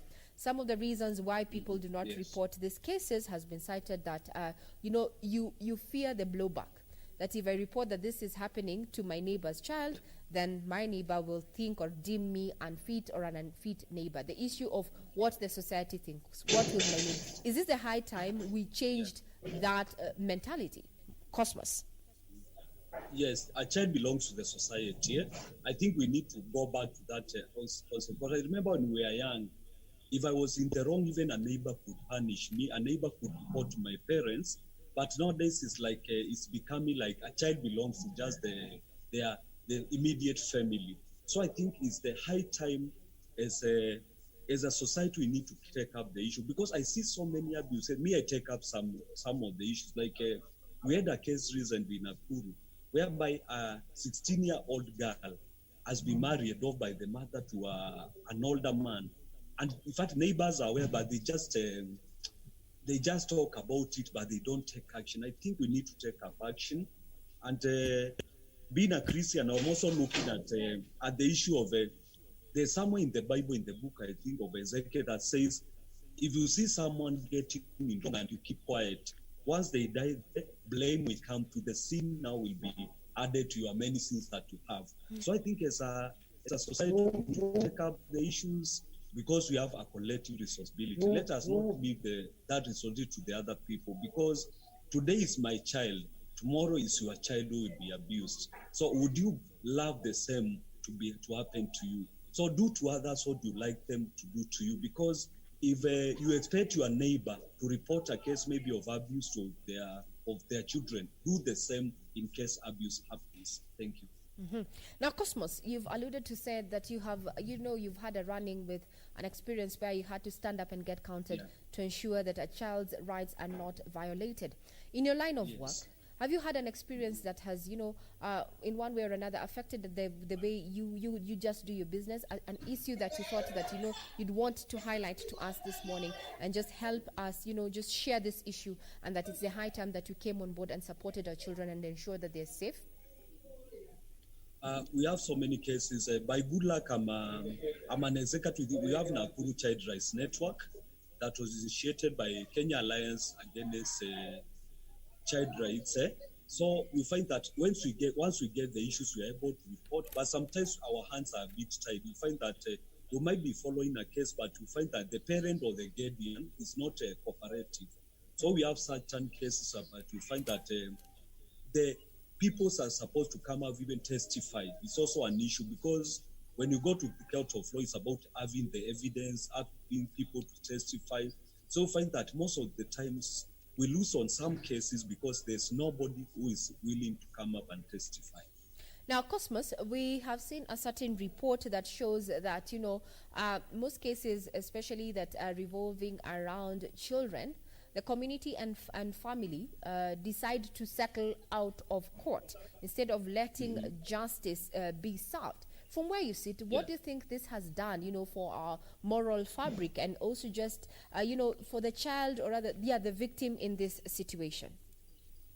Yeah, I'm trying to imagine, like, if you maybe a case is settled through the other dispute at kangaroo courts and the rest, it's quite unfair to the child, because maybe this child was abused, got pregnant on the course, got infections. Even if I'm paid 100 or 1,000 cows, that cannot translate. It's not equivalent to what this child is going to go through. So know that this issue, we should let us follow the right channel, because this kangaroo courts and the way of looking at things is really doing a lot of injustice. Supposing the child is infected with HIV, they have to bear the brunt of having to take ARV for the rest of their life. And this parent maybe was given 10,000 or 5,000. It's sampling a lot, like in the rural community, even of Nakuru, where we come from, in those periphery sub-counties. So it's quite happening, and it's quite unfair, because at the end of the day, everything should be in the best interest of the child. The child should take the center stage. It's not about what the parents, maybe I might be poor as a parent, but it's not about me. It's about the future of this child. Let us invest in the future of our children, and try to avoid the issue of looking at our immediate gain. Because I'll get the wealth, I'll get the compensation, but at the expense of the child, which is very quite unfair for the children. Thank you very much, Cosmos Mutua, for your feedback in regard to that particular issue. We put you on hold a little bit, but we'll still be getting back to you. Now, let us hear from Katha, who is live from Nakuru County. What she thinks about, other dispute resolution mechanisms, like out-of-court cases, settlements where children are concerned. A case of, rape or defilement of a minor, but the community and the family opt not to follow justice, but just to, have a conversation. Cows, goats are traded in at the expense of a child. And Katha, what's your take on that? I think it's actually a very disappointing and frustrating process, especially for the minor.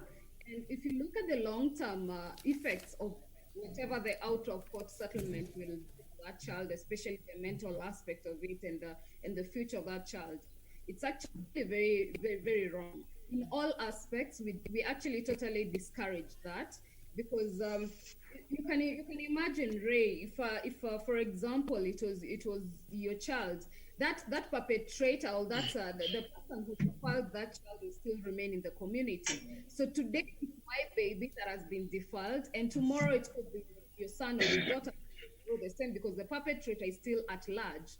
So I don't think it is actually something that it is quite good to do. And in essence, if you look at it, it is something that has been going on, especially in the rural communities, as Mutua alluded. And because most of the people that have these discussions believe that they are covering up the shame that comes with the whole ordeal of having to come out in public and say that my son or my daughter was defiled. Nkatha, thank you for that opinion in regard to just, out-of-court settlement and what it means, especially for the victim or rather the survivor in this case, who happens to be a child. Now, before I let you go, I want you to just set us up rather for this next, angle that you're taking. What happens when the perpetrator of these heinous acts of violence meted on the children are within the home setup? What then happens? You have worked with these children, Katha. What's your opinion about this in actually ensuring that our children are protected within the homes, and if this perpetrator is within a safe place, which you consider our homes? What technically happens is these people, you are kind of affirming to them that whatever they did wasn't that bad, like it wasn't so bad a thing that's why they had to walk away, and they got away with the whole thing, so they can actually go back and do the same thing to another child. So even if you let them off the hook today, tomorrow they'll definitely do the same, because they didn't see the repercussions of their actions, like they didn't face the consequences of what they did. And that is actually the whole essence of a program we are running called Sikio Mtaani. Because Sikio Mtaani is a program that we designed as an organization that is actually working in helping us get the information on what is going on with these cases of sexual violence against children and why the perpetrators are at large within our homes. If you look at the report that you're looking at, Ray, right now, it's a report that actually says that most of the perpetrators are either teachers, they're either family members, they are either, like guys within the homes.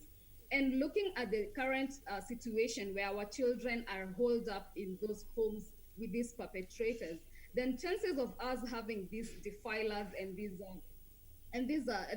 perpetrators defiling and going on with their normal life in the society, they're also very high. So it is actually supposed to own up the responsibility, as Mutua said, as a society, because today it could be your child that has been defiled probably by a repeat offender, and this someone that you're still letting off the hook because you sat down as a family and decided, oops, this one is a very small child, so she's probably 3 or he's probably 2, so they cannot be able to explain what exactly happened to them. So you think they don't understand. But trust you me, 10 years later, they still feel the hurt that they went through and they know what they went through. So it is important that as a society we come out and do and grant these children justice. It may not be as smooth as we all know, but it is something that at the end of the day will grant your child that closure. And at least they will see that indeed that Justice has been served. So I get justice for it. Thank you, Nkata. Let me just cross over to Ibrahim Alubala of Save the Children, but we'll get back to you. Ibrahim, there, so much has been said, and from our speakers there is that they are opposed to out-of-court settlements, saying that they deny the survivors and the victims of such heinous acts from justice. The question this morning is then, how do we help guardians and parents, or within just a family setup? How do we then protect our children if these perpetrators are within that particular family setup? Maybe an uncle, maybe an aunt, maybe a dad, How then do we protect our children in this setup? With the current report shows that at least perpetrators, 30% of the perpetrators, are within the family setup. Ibrahim.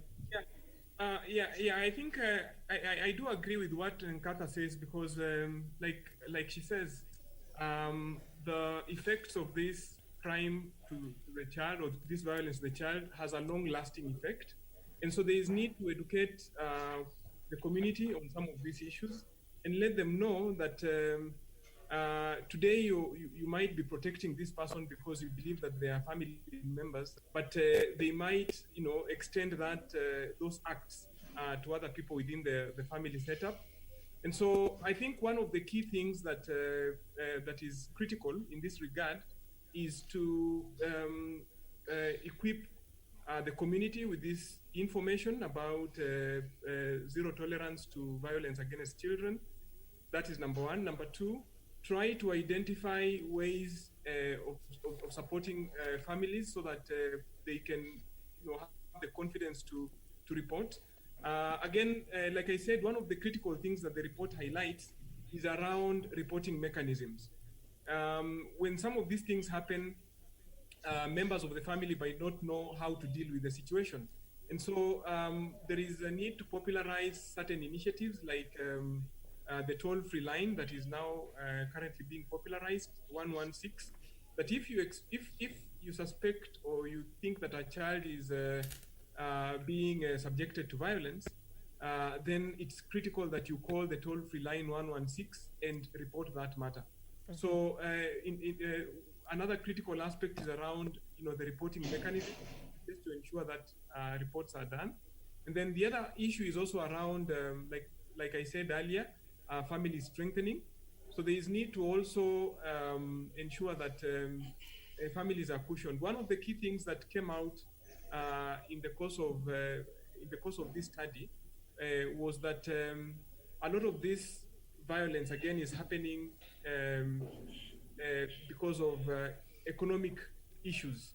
And we've seen that we're now having family strengthening programs, which are supposed to ensure that families are also supported and cushioned financially, because that is also an underlying contributor to violence against children. So there are quite a number of initiatives that are being done, but most importantly, there is need to build the capacity and build the capacity of the community and members of the family to know that violence against children should not be tolerated, and then also support in terms of ensuring that reporting mechanisms are available and people are free to report so that these cases are firmly dealt with. Mm-hmm. Thank you.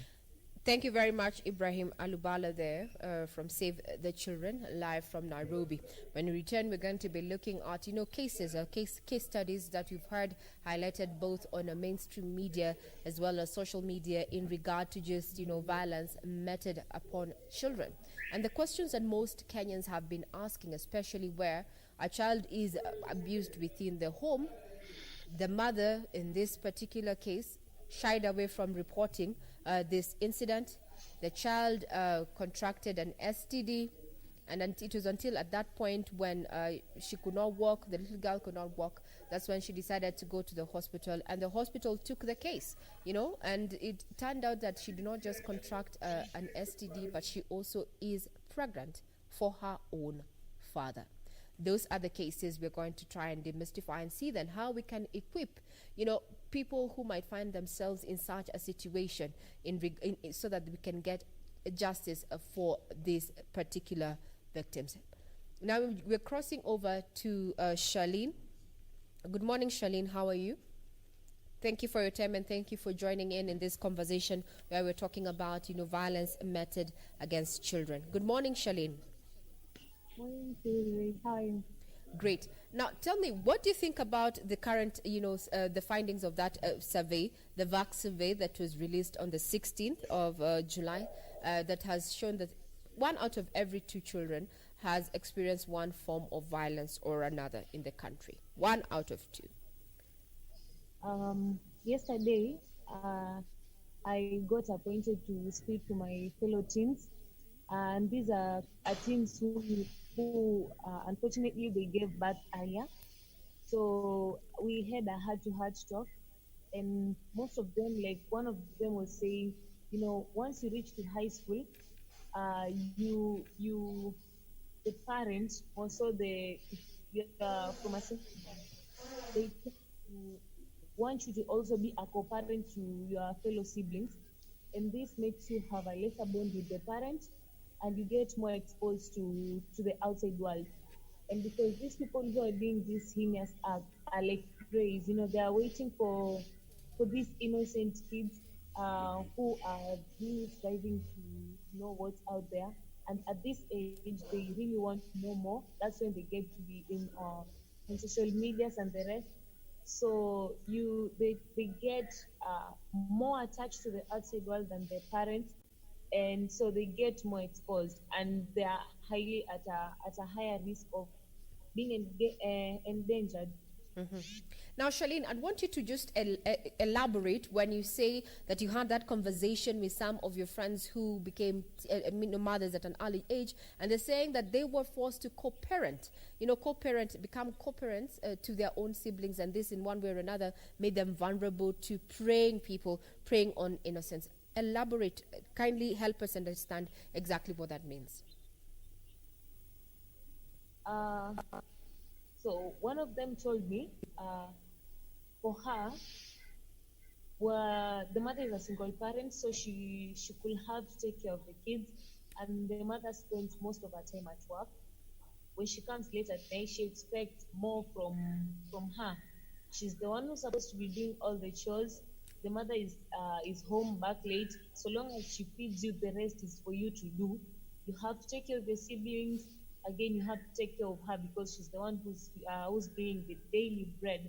So you tend to be working more, even getting the little time to even discuss with your parents is not there, because even the parent, she's a single parent, so she does not even have that time to sit down with you and discuss what you experience, So if I told you, she said she was exposed to, because even the friends, maybe you might have friends whom you're not coming from the same background, and that's where the peer pressure will come in, maybe because you'll be more exposed and you'll really want to know more. And at that age, we normally tend to, at the teen age, we normally want to know more.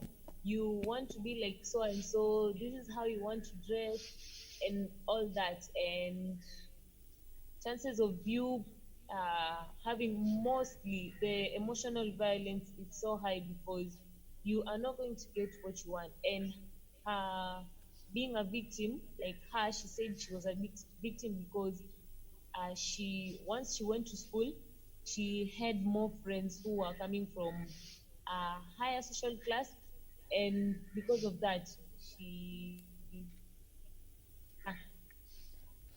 emotional inadequacy there, because the parent expected her to be more of a parent instead of being a child, and so she was left vulnerable and peer pressures when she went to school.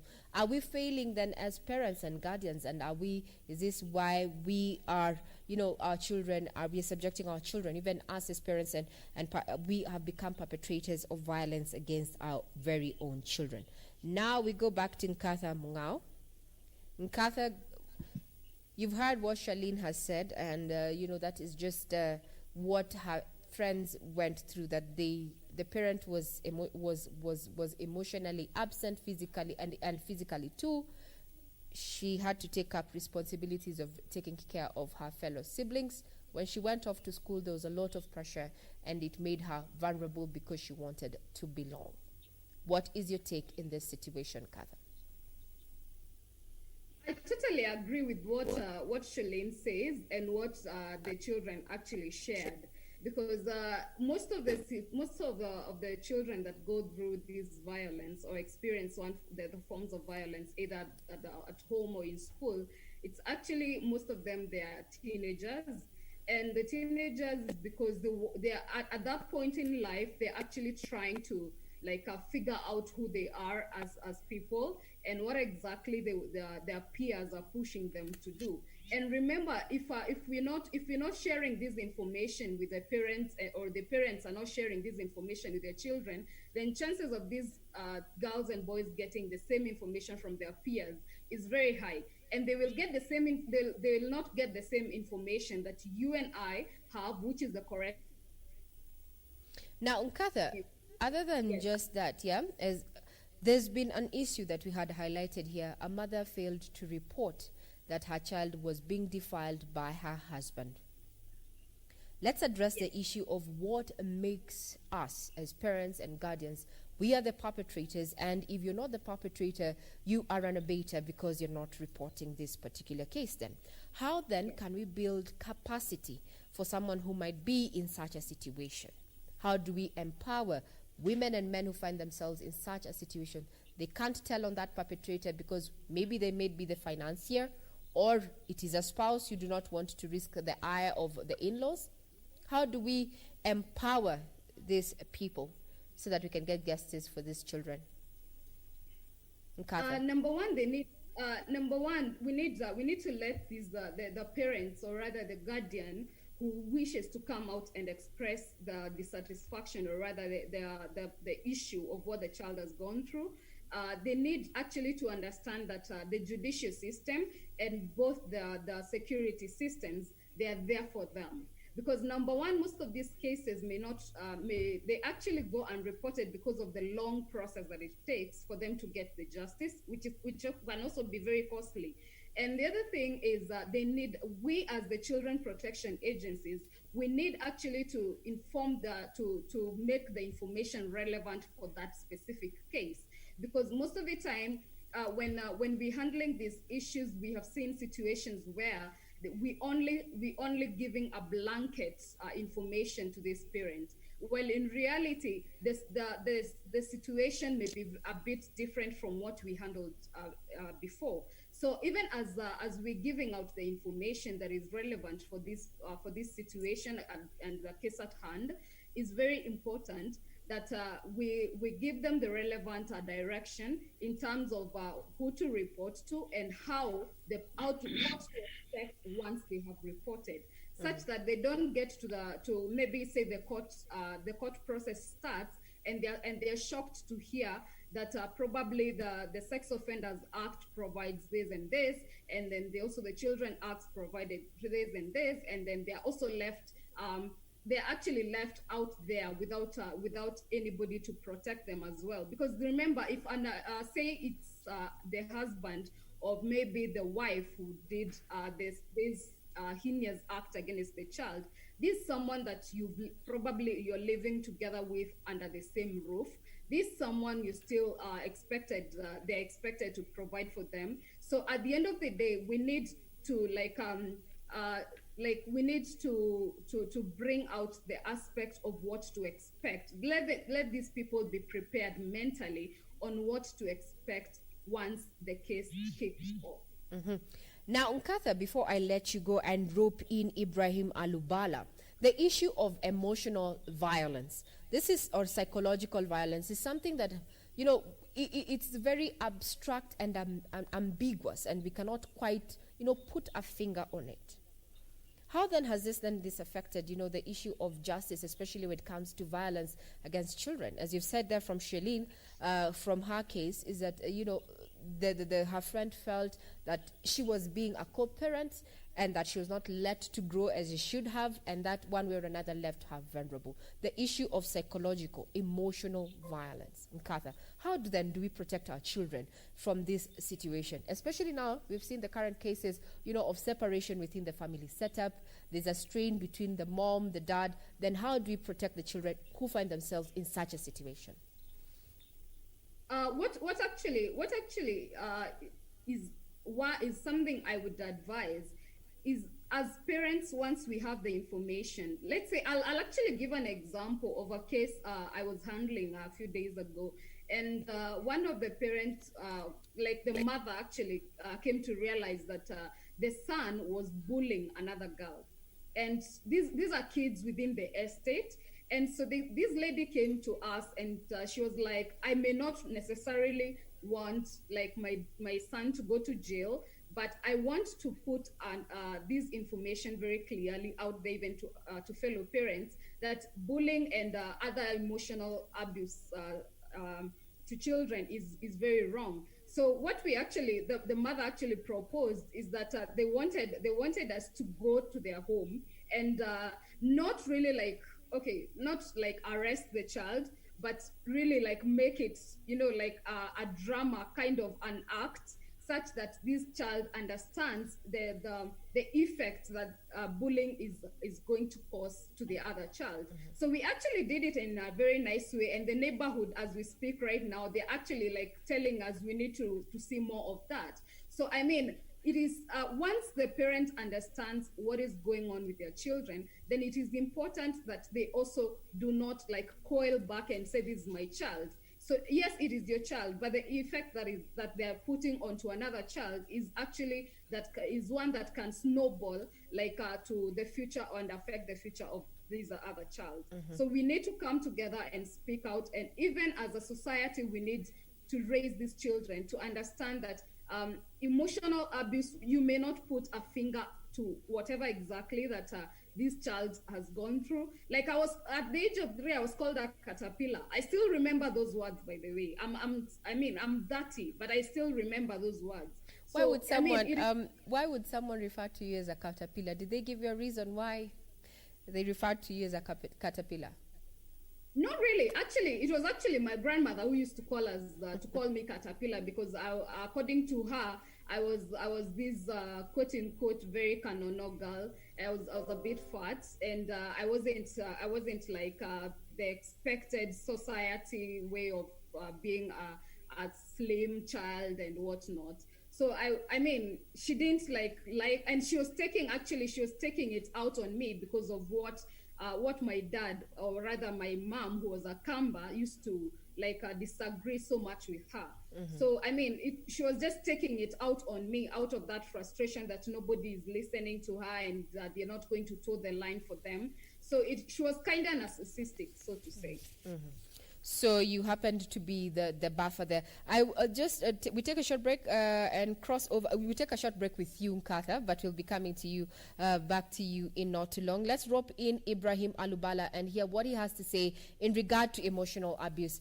We've said, or rather Nkatha has said, we cannot quite put a finger on it, but it plays an integral role in the life and future, in the future of this particular survivor or victim.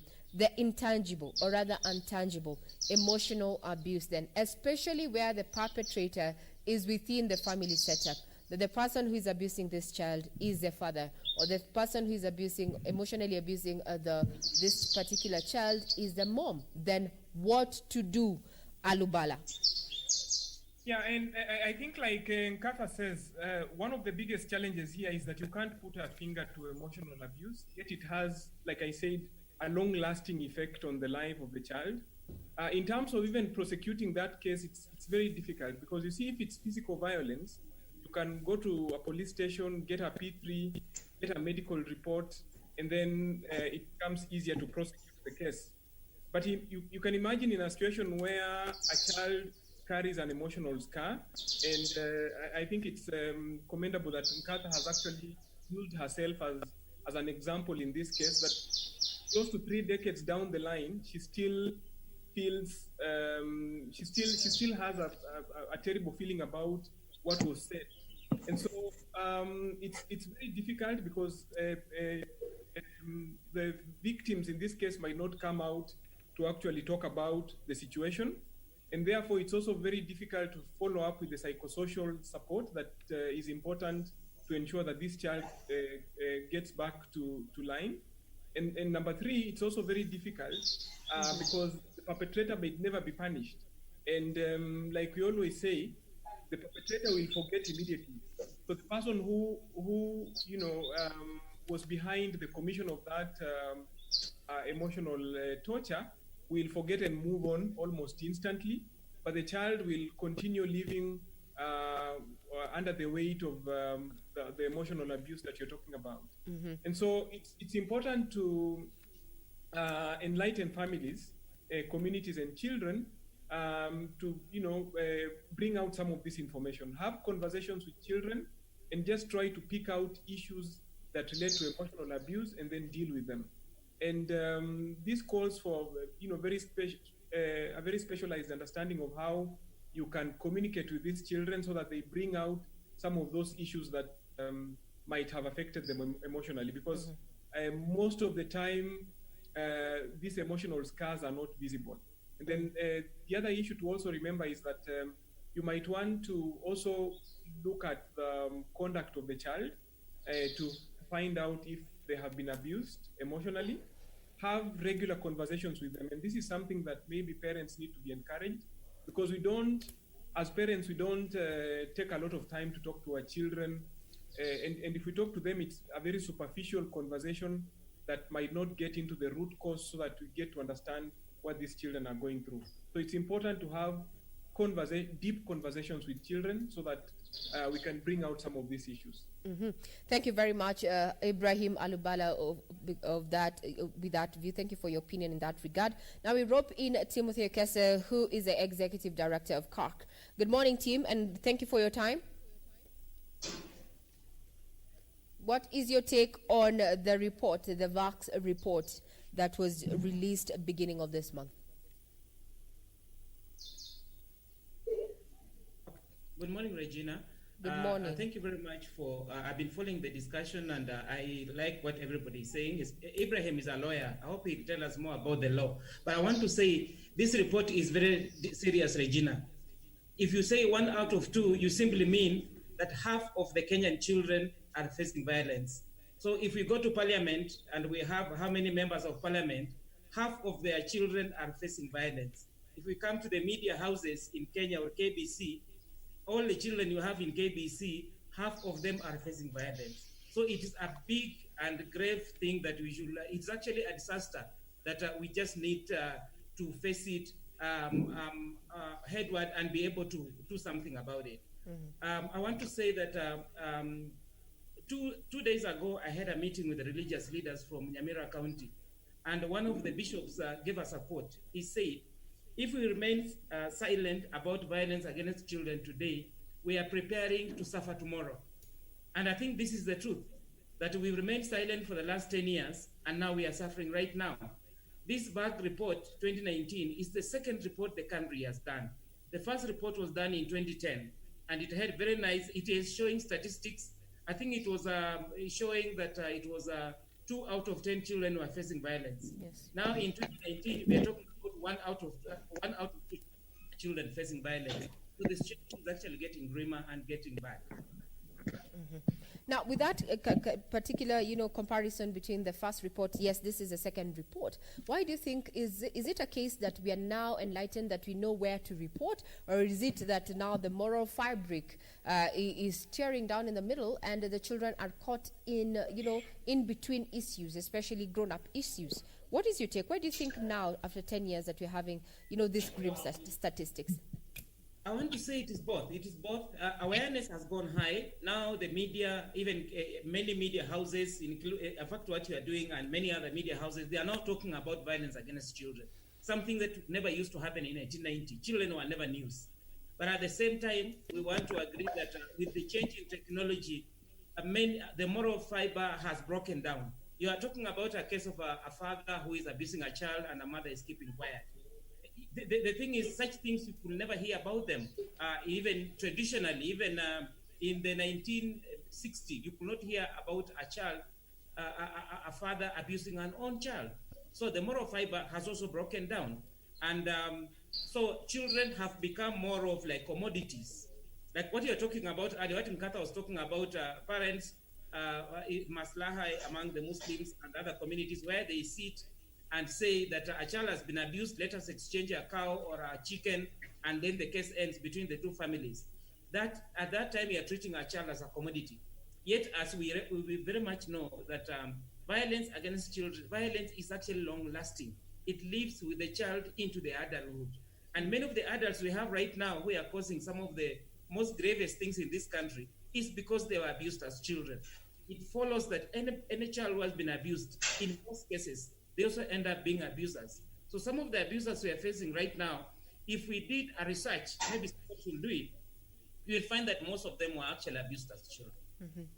Now, Tim, there's been talk saying that we have focused over the years on just empowering the girl child and have left out the boy child.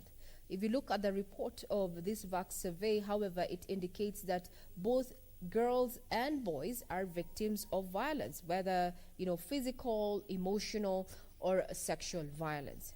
The issue of the boy child are quite intricate. From where you sit, and as far as child rights, activism is concerned, what is the fate of the boy child going forward? Actually, I know from 1995 when we had the Beijing conference on women, where we had the 12th thematic area on the girl child. We've had a lot of focus on the girls from 1995, the Beijing conference and the Nairobi forward-looking strategies. There's been a lot of focus on the girls. It's true that we've talked more about the girl and forgotten to talk about the boy. And I was just challenging the other day, one of the partners who helped in this report is Together for Girls. And I was having an interview with them from the US. And I was asking them, why are you talking about Together for Girls only? Can you talk about Together for Girls and Together for Boys? And actually they told me that they have a program called Together for Girls for Boys. It is true that the boy child has been left behind.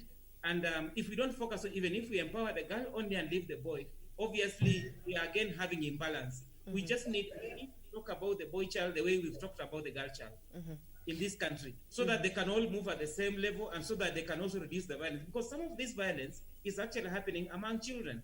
There are some boys who are causing violence to girls. There are some girls who are causing violence to boys. So we cannot be able to demarcate them and be able to say that we only focus on the girls and leave out the boys.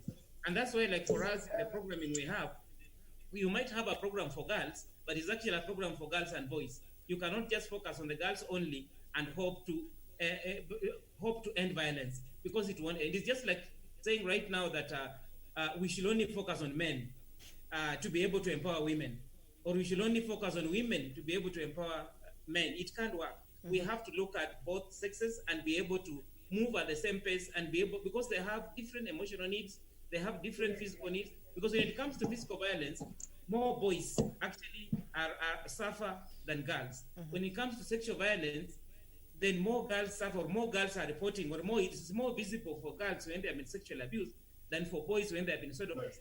Because some of them feel that they don't want to talk about it, or some of them feel like, I'm a man, I don't want to say that I have been sodomized. Very well said. I want to highlight two cases that, various media houses are pursuing right now.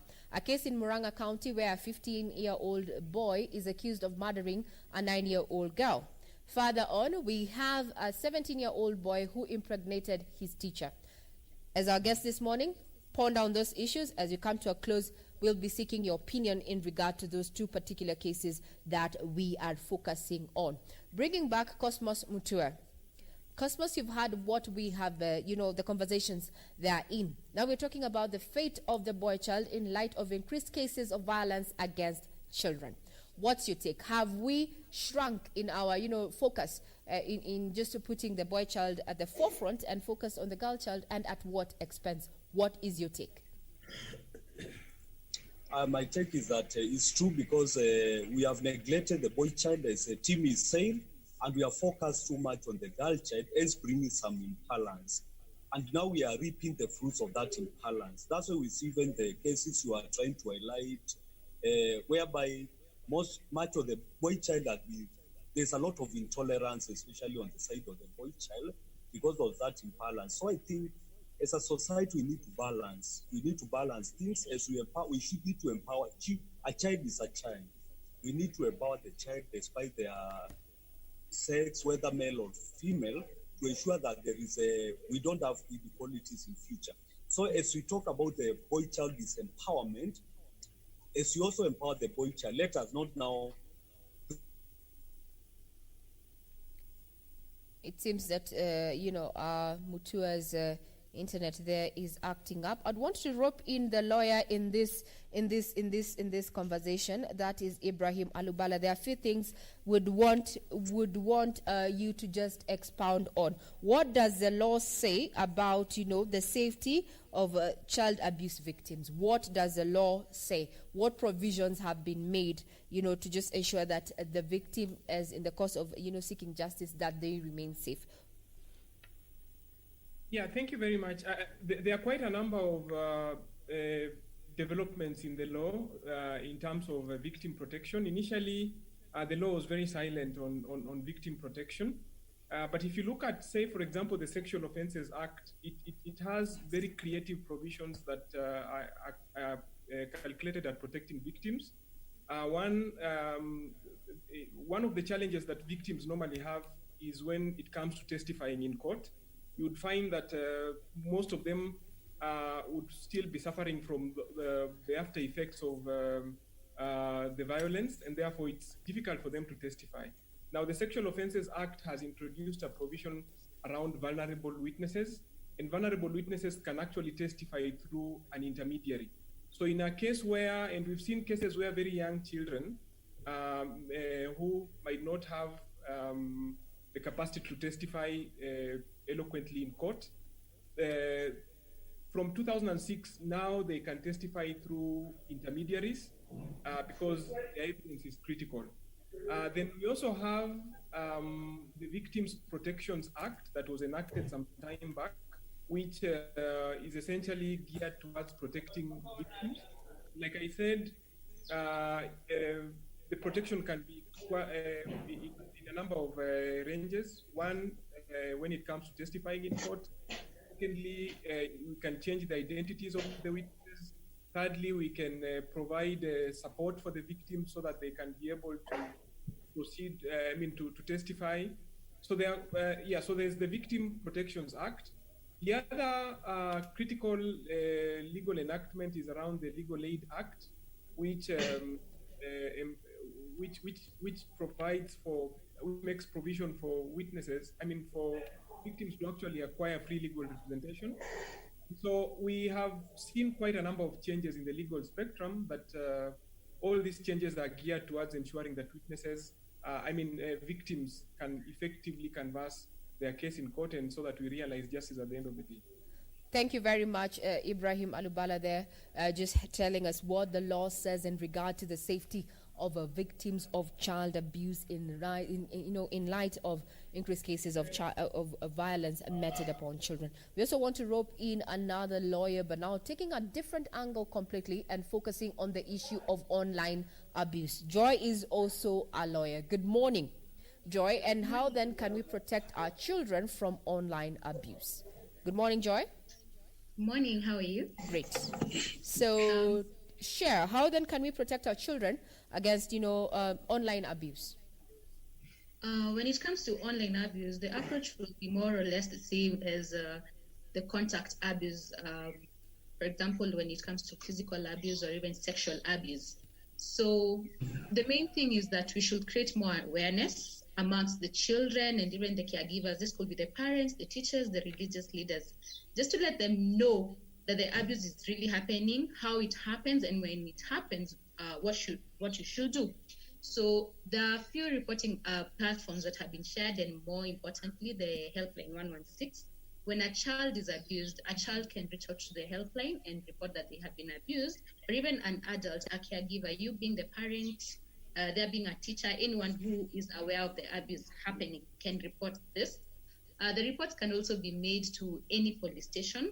I know the whole aspect of internet abuse or child online abuse is a bit new, and training, we're still trying to train the police officers, the prosecutors on how to handle these cases and they're reported to them. So just like any other abuse that could happen in the offline space, like contact abuse, the internet, the online abuses should be treated in more or less the same way. Yeah. Now, from where you sit, has the law, you've said that right now you're working on a training and just to how, to seek justice in as far as online abuse is concerned. In your line of work as a lawyer, Jared, wanted to know what are the, trends, what are the emerging trends, especially where children are concerned, which are children, what form of abuse is, meted upon children, especially over the internet. We know they're going to be home for the next 6 months, so we need to be careful as parents and guardians. So in your perspective, what have you dealt with? And is the law sufficient? Is the current law sufficient to ensure that you can actually prosecute, online child abuse?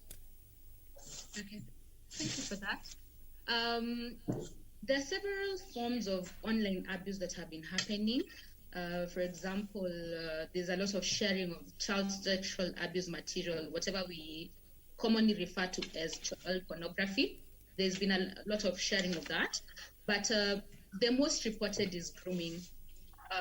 Grooming of children for online for sexual purposes. So this is where an adult or someone in the internet space approaches a child, creates a relationship of trust with an intention to abuse the child finally. So this has been the highest, since you asked which one has been the most common. Grooming has been the most common one.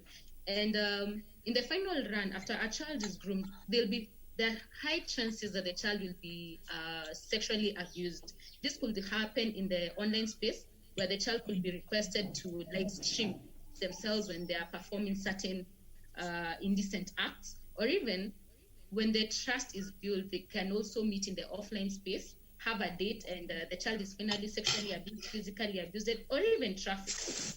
So again, going back to the question, children are using the internet a lot now that they are at home. They're using Zoom and other platforms for learning, chat, gaming, and all those things. So the predators are there. The predators are in the internet, and other than those cases of grooming, those cases of child sexual abuse material, we've also been receiving cases on bullying, whatever we know as trolling, where you post something and people post very mean comments, and it has an emotional toll.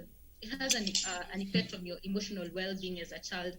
I remember Madam Katha sharing on what she went through. That was physical. The same is still happening, only that it's happening in the internet space. You find a child, you post a photo, then chaotic Kenyans on Twitter, Kenyans on the internet.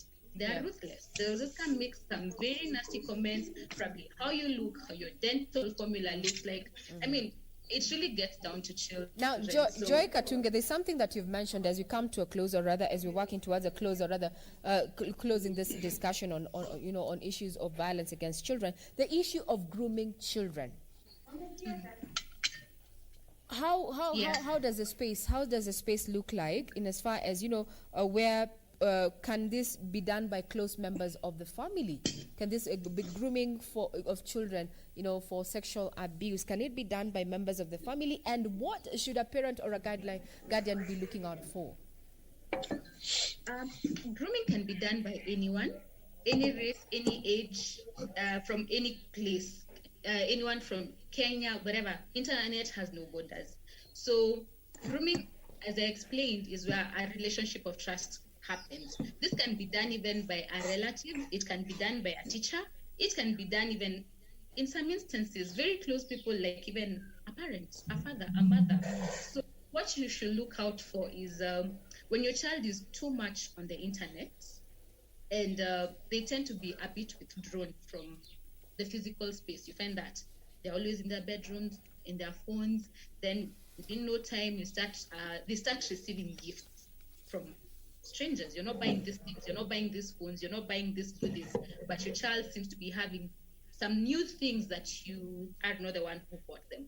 These are the incentives that they are given to enhance that trust, that relationship of trust. So as I said, the offline and online characteristics of abuse are more or less the same, only that this is being perpetrated in the internet. So as a parent, be watchful of your child's psychosocial well-being. How are they behaving? Are they being withdrawn? Are they irritable? Are they always on their phone? Do they look a bit scared? Are they receiving gifts? Are they going outside to meet people that you're not aware about? Those are the things that are supposed to look out for. You asked about the law. Yes, the law is sufficient. We have the Computer Misuse and Cybercrimes Act that was recently enacted that covers a lot of issues to do with child sexual abuse material, child pornography. So a lot of it has been covered in that. Also, the Sexual Offences Act talks so much about protection of children, and it has some aspects of the internet. Something I'd like to mention is a recent amendment to the Sexual Offences Act, where Section 16A was inserted to that talks about sexting and grooming to some end. It talks about it's a criminal offense to engage a minor. This is someone who's under 18 years in conversations of a sexual manner. So that was a new advancement in our existing law. That's the Sexual Offences Act. And grooming has been catered for in that Section 16A of the Sexual Offences Act, which for me was a plus when it comes to prosecution.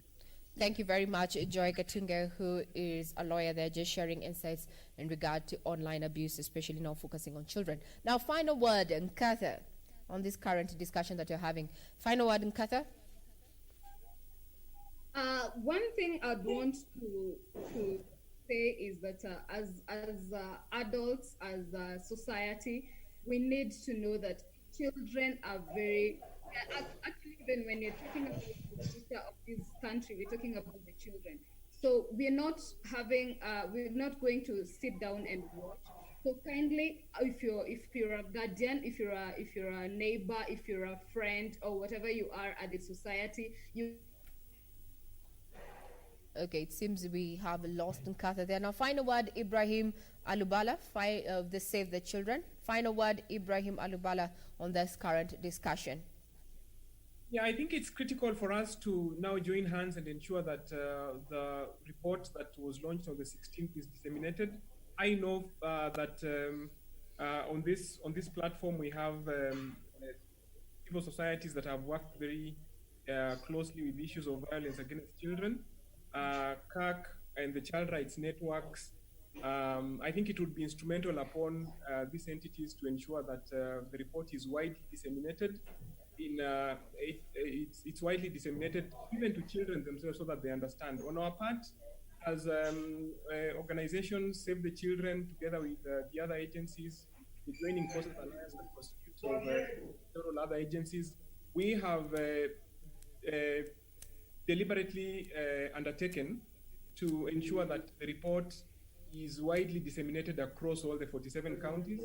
And I know entities like CAC have also worked on a child-friendly report that would enable the report to be disseminated even among children, so that they are able to know how what to do in the event of this violence against children happening to them, and also how to report some of these cases. So this is just a call to action for the government, the civil societies, the communities to join hands and ensure that violence against children is really dealt with. Thank you very much, Ibrahim Alubala of Save the Children. Now, closing remarks from Timothy Kesa, who is the Executive Director of COC. Tim, final words in regard to this current conversation that we're having. Thank you, Regina. You actually asked us two questions which we've not answered. I think I'll just listen to them as I give my final word. Sure. You talked about a case that is being followed in Murang'a of a 15-year-old boy and a 13-year-old girl. I want to say those are children in need of care and protection. All of them need to be protected. The case of a 17-year-old boy who has impregnated a teacher. Actually, to me, that teacher is the one who has abused the boy, not the boy who has abused the teacher, because the teacher is the adult.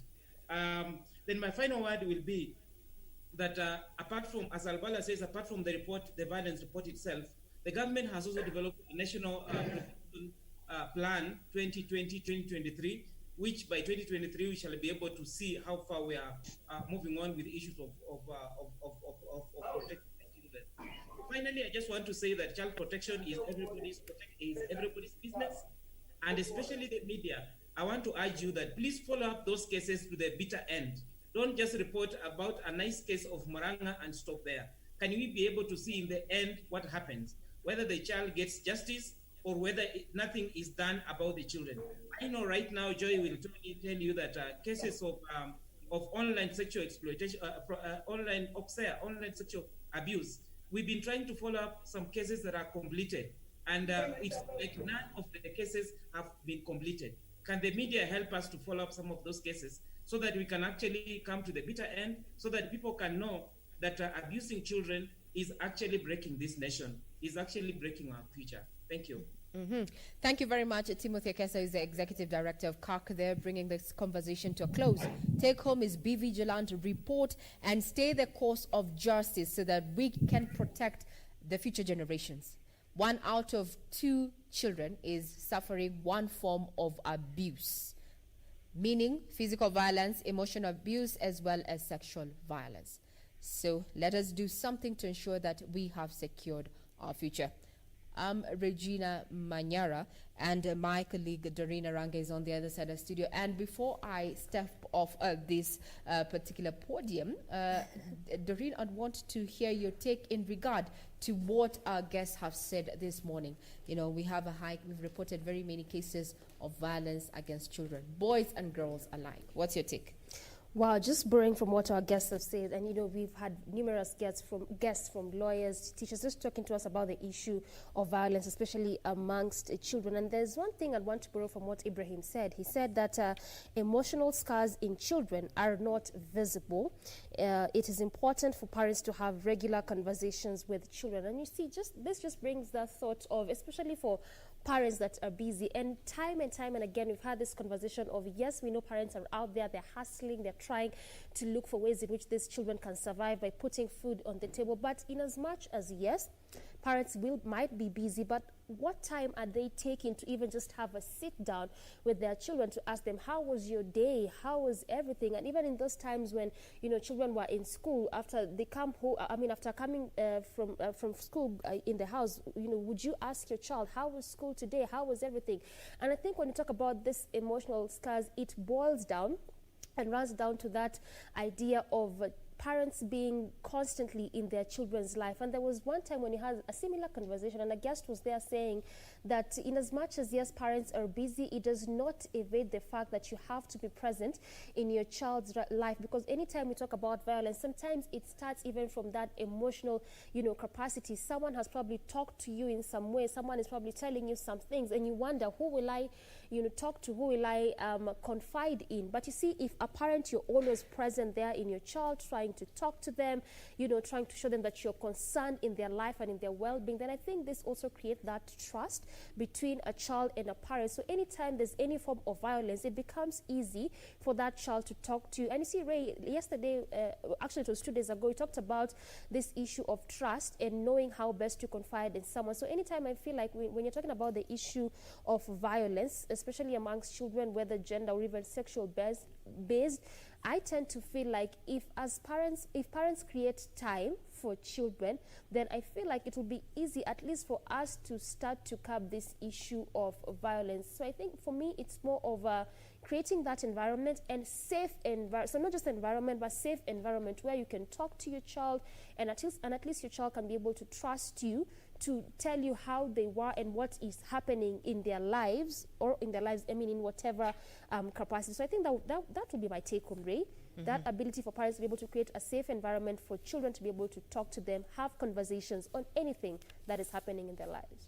Thank you very much, Doreen. With that take in regard to what we're talking about, violence meted on children, a report that was released at the beginning of July, a month that is considered a month that takes into consideration child rights. Now, that particular report, dubbed Violence Against Children and Youth Survey, the second of its kind, after 10 years, indicates that violence in children is still rampant, with 1 out of every 2 children in Kenya having experienced one form of violence or another.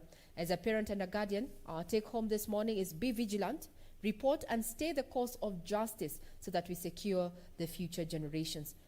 kindly, especially with those issues that happens, sexually based violence, gender-based violence that happens within the homes, where the perpetrators are the uncles, the cousins, and the father. Please, as a mother, please, as an aunt, do not accept to settle out of court.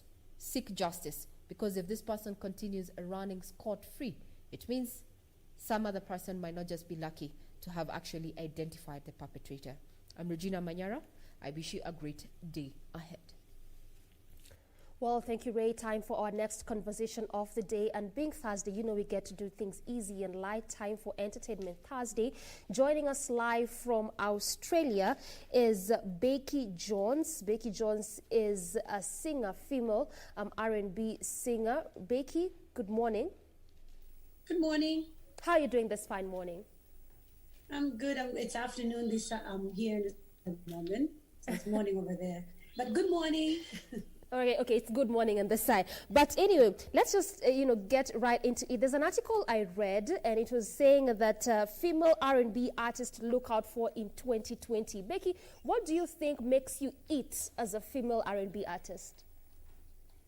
Well, that article, I think I'm not really I don't really like to box myself in. I like to call myself an artist, so I want to be able to just create.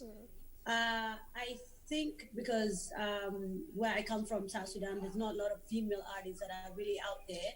So what makes me who I am, or important in the music industry in my country, is that a lot of people are not doing what I'm doing. I'm stepping out of my comfort zone, out of something that people really don't like to look like. If you watch my music video in the middle, like a lot of South Sudanese artists or female artists, for them to step out like the way I did. So I think that makes me very make me the it, like you call it, because I am daring my community as a whole.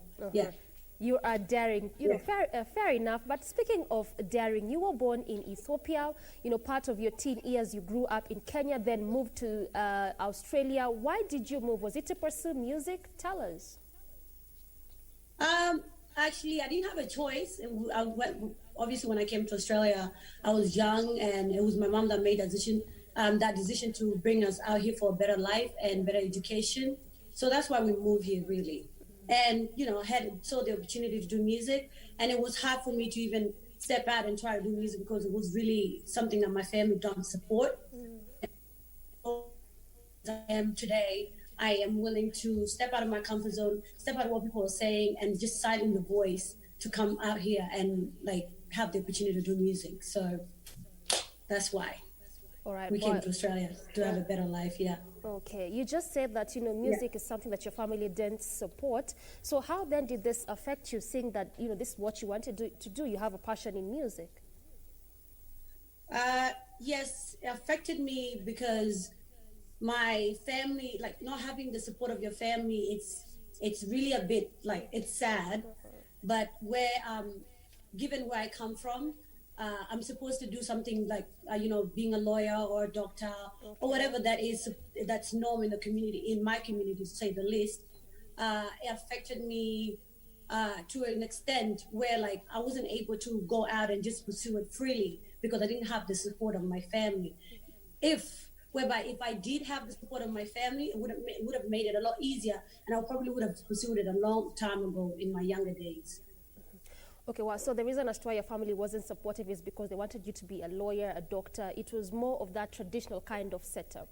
Yes, absolutely. All right. And so what about now? Are they in support, seeing that now you're doing music? I think I now know that my family wanted to see the evidence of what I'm doing. So before, when I was saying I was going to do music, they just really frowned on it, what are you trying to do? But when I first released my first music video, it was okay, I'm going to support you, but not really a full support. But just recently, when I released the In the Middle, I saw my mom being more, supportive and coming and just giving me a tap on my shoulder and telling me congratulations. So it was hard, but eventually they are supporting, and they followed through. It's interesting. So it was hard, but eventually they just bought into the idea that you wanted to do music, and they eventually just supported you, all the way, at least. Yes, Yes, absolutely. All right. Now, also, another thing is that you grew up in a Christian family. In a church setup. You are also going to choir, singing choir, but you just turned out to be a secular artist singing R&B. Tell us about that. What is the relation? Because actually, one would expect you to be singing gospel, given the fact that you were in choir and in a church kind of family setup, but you are on the other side. Well, I mean, like, just because I was in the choir doesn't mean that that's what I wanted to pursue, to sing gospel music. Not to say there's something bad about that. It's just my passion and what I like to pursue, which is singing R&B or Afro. I don't it doesn't mean like just because I went to choir and was in a choir, that was not really what I wanted when I grew up or when I grow up, like now, today. So there's nothing wrong with what I'm doing. I'm really happy and I'm very grateful. So there's nothing wrong. It doesn't really matter if you're in choir, but as long as you're following what you love and what your passion is, right? Yes. Well, me being in the choir was because I love music or I love singing. It wasn't because I wanted to be a gospel singer. Okay. Yeah. Now, being a female R&B artist in Australia, how is it like? Paint for us a picture. Well, it's not in Australia right now. Like, there's not much, like, a lot of African artists that are out in the media industry. So I'm hoping to really break through in Australian music industry. I mean, hoping to God that will be the case in the future. But there's not much going on at the moment. Yeah. So there's no much going on at the moment. That's what you're saying. Yeah, there's no really like Australian, South Sudanese or African artists that are in Australian music industry, to say the least. All right. So, and then generally, just as a female artist, in whatever capacity that you're in the capacity that you're in, what has been your greatest challenge? My greatest challenge has been me being a female first and foremost. People just not taking me serious because I'm a female. For example, if I was to go to, a studio and do and try to tell the producer I want to do this, but then they look at me view me in a different manner, of which when it comes to me being serious, I just lay down everything on the table. And it's not serious, then okay, fine. But it's just me being a female first and foremost that makes it really a bit difficult or challenging. But you just have to be serious about your business and find people that are serious about the business and do the work. Wow, that's quite sad. So you're saying that just by the virtue of the fact that you're female, people don't take you that, as serious as they're probably supposed to? Yeah. All right. So then how do you deal with that? How do you go about it? Well, I just mean business. I put everything on the table, how I want things. And if it's not the case, then I walk out and find somebody that's serious about the business. Serious about the business. Okay. Also, you were in the game at least for a while. Then you broke off a bit. Why did you, just take a break? I took a break because it was personal family issues that I was going through, and it was something I'm still going through, and I really it's not something that I would like to go into it at the moment, but there were personal issues as to why I took a long break. Okay. Yeah. So for how long did you take that break, and how was it, coming back to the game, singing R&B again?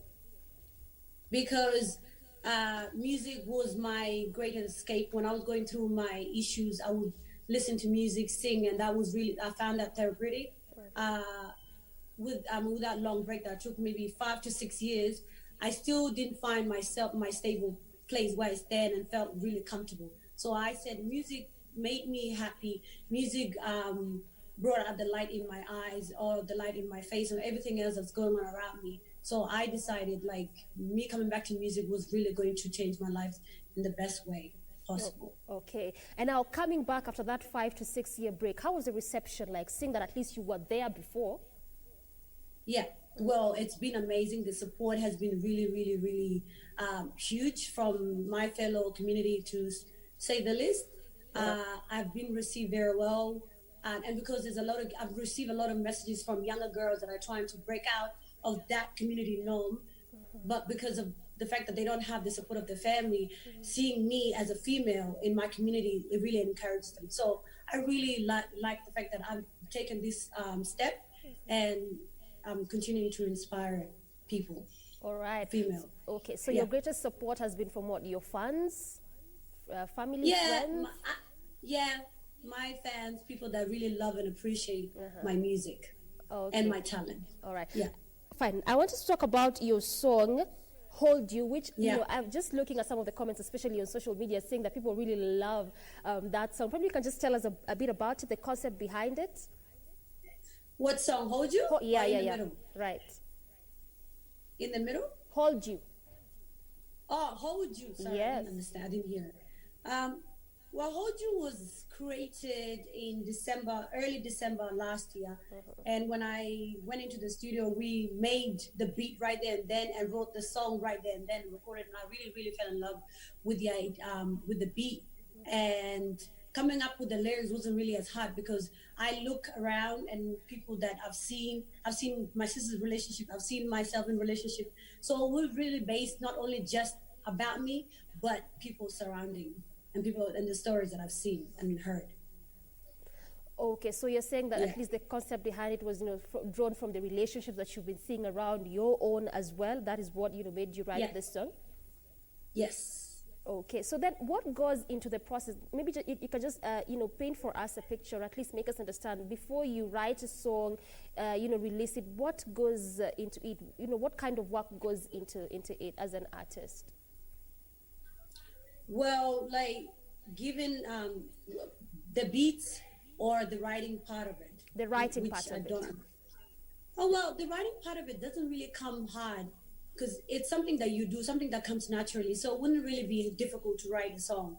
So like I think about my life, things I've gone through, and it's, you know, the song just comes easy to write when you put yourself in that vibe, when you put yourself in that situation. So like writing from experience makes it's more often very less difficult because you are in the experience or you have been in the experience. So like I write based on my experience or what I've seen around me. So it's easy to write the lyrics. It was easy to write those lyrics. Okay.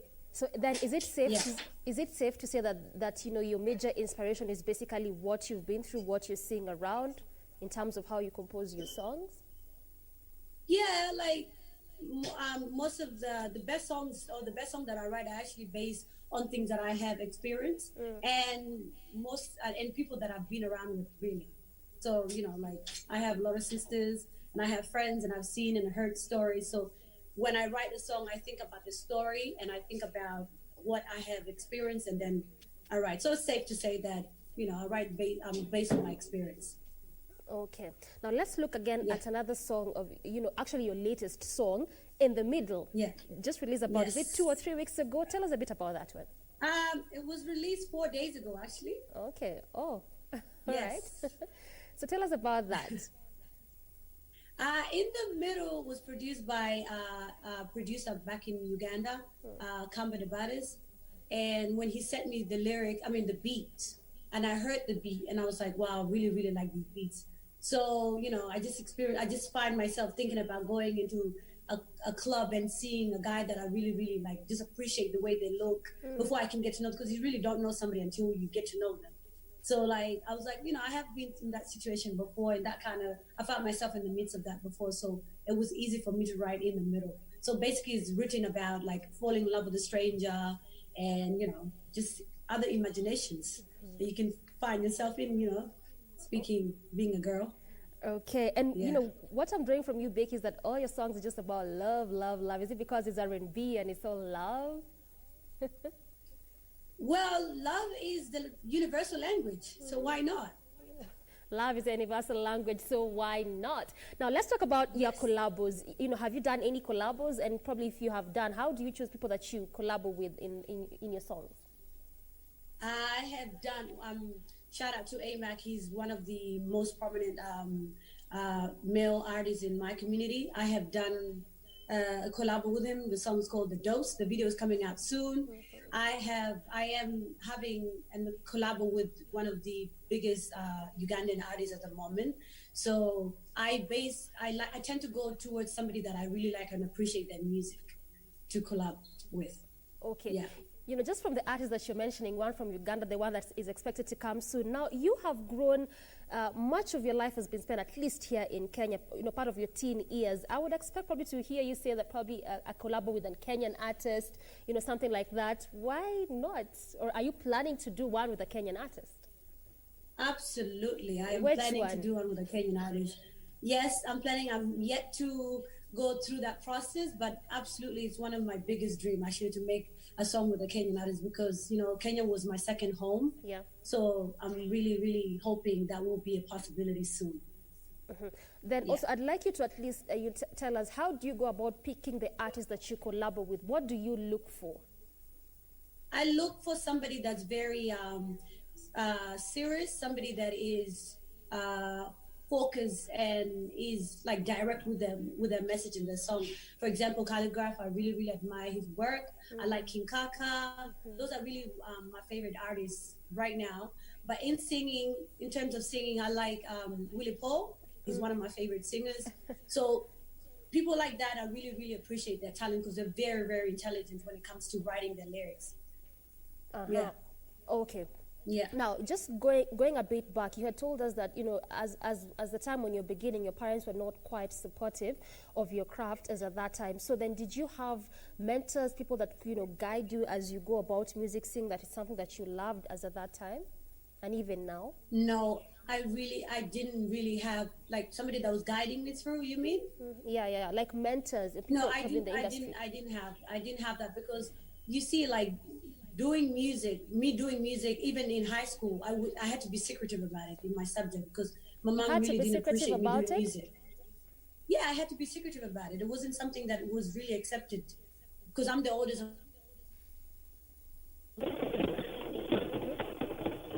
Okay, seems that we are losing, but we are speaking to Becky Jones, an Australia-based singer. Just when we get your voice, you know, you'll continue to explain that for us. How was it for you, given the fact that probably you didn't have a mentor? So how then were you able to do music, and now that you're making it, you know, in a different country? So how is it for you? This is just Becky Jones talking to us about her music journey as a female R&B artist who is based in Australia. A South Sudanese female R&B artist based in Australia, lived in Kenya at least for the part of her teen years, was born in Ethiopia, trying to find her way in music. Becky, if you can get us, you're just talking to us about the idea of mentorship. So keep going. How was it for you, given the fact that parents were not quite supportive as at that time?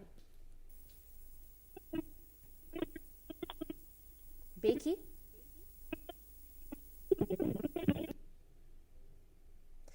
Okay, we're just trying to get Becky's sound, but as I was telling you, we are speaking to Becky Jones. She is an Australian singer, South Sudanese singer based in Australia. Actually, I beg your pardon, just talking to us about her music journey, how it has been, and also telling us some of the challenges that she faces as a female R&B artist. And part of what she's saying is that people don't take her seriously, especially just by the virtue of the fact that she is female. You're also just trying to find out from her, being a female artist, coming from a family that wasn't quite supportive of her craft, and this is what she wanted to do. Then how was it, and how has it been for her just coming up? And that is what she was trying to explain to us, that sometimes she had to even hide just to write music, hide to compose and sing. But at least as of now, family is trying to be quite supportive of her, and she's also just had some initiative project, especially for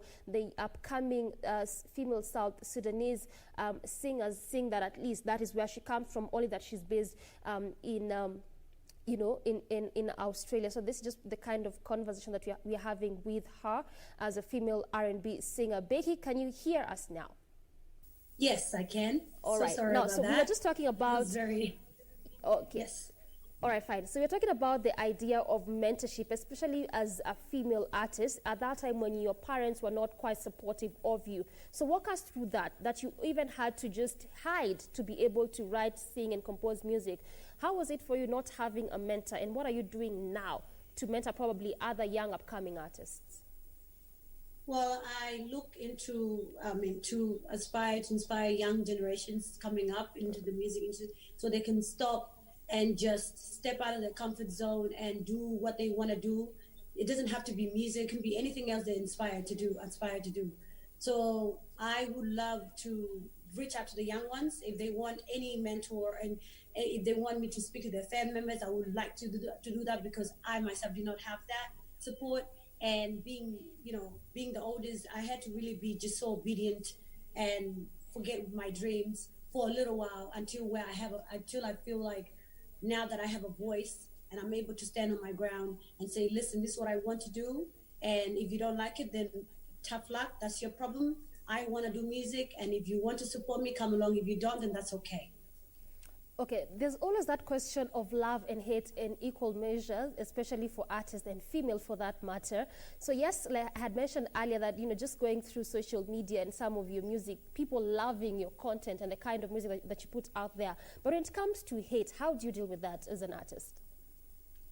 Well, for example, already not being accepted from the beginning from my family, I had to learn to have a tough skin. It's I've really I've had so many love, but I've also had negative comments, but from people that really not comfortable within themselves and who are willing to just put me down, whatever. I really just love, I have to train myself to just silence those voices out and focus on the love that I'm receiving instead of the hate. Okay. Right, and also just for the young upcoming artists that at least you're trying to talk to, the female ones, has anyone ever come to you and say, Becky, this is what I'm going through. I've just put out, a music video there, and the kind of hate and trolls I'm getting, probably I can't deal with. How do you then go about, teaching them how to deal with this kind of situation, seeing that some can even give up and not continue doing whatever it is that they love? Well, I would really like just to tell them to just silence the voices out and believe in themselves. Because at the end of the day, you will have so many hate regardless, and you have love as well. As many times, as much as you have the love, as much as you have the hate, you have the love. So forget the hate and forget people that are trying to put you down, because those people are probably struggling on their own, and they're trying to project the hate towards you. And it's not about you, it's about them at the end of the day. So if somebody is projecting their hate on you, just remember that it's not about you, it's them. And if they have an issue with them, they need to deal with themselves and focus on the things that you're really receiving as far as positivity goes. Okay, forget the hate, focus on the love. So now, are you planning to come back to South Sudanese to probably do music there, or for you it's just Australia all the way? I'm absolutely planning to come back home to East Africa, because that's where I'm receiving most of the love, to be honest. I am willing, I was supposed to be there this July, but because of this COVID-19 going on, has really ruined my plans. But I'm hoping soon enough that I will be traveling there, because I want to really go make my music more viral over there instead, because that's my homeland. Okay, and now just as we wrap it up, Becky, what are your future plans, future projects as far as music is concerned? I am working on an album, and I have more collabos that are coming up, so stay tuned. Better way to finish, working on an album and more collabos coming up. Thank you so much, Becky, for your time. Thank you. All right, so that has been Becky Jones, an Australian-based singer, R&B Australian-based singer, talking to us about her music and how it has been for her as a female artist. So we wrap it up there, but I leave you with her latest song. Take a look. Okay, so just as they're trying to get Becky's latest song, that has been Becky Jones again, talking to us about her music journey, how it has been for her, being in Australia, born in Ethiopia, being raised in Kenya, moved to Australia, how that journey has been for her, especially as a female R&B singer, and also just the kind of support, at least that she's been able to get from her parents now, given the fact that they were not as supportive as it were when she was beginning. But that's that, and that's where we come to a close this Thursday morning on Good Morning Kenya. Many thanks for making time, and also from me and on behalf of the entire team that made the show a success. Again, we say thank you so much for watching. Till next week, be good to one another, stay safe. My name is Doreen Arange. Good morning.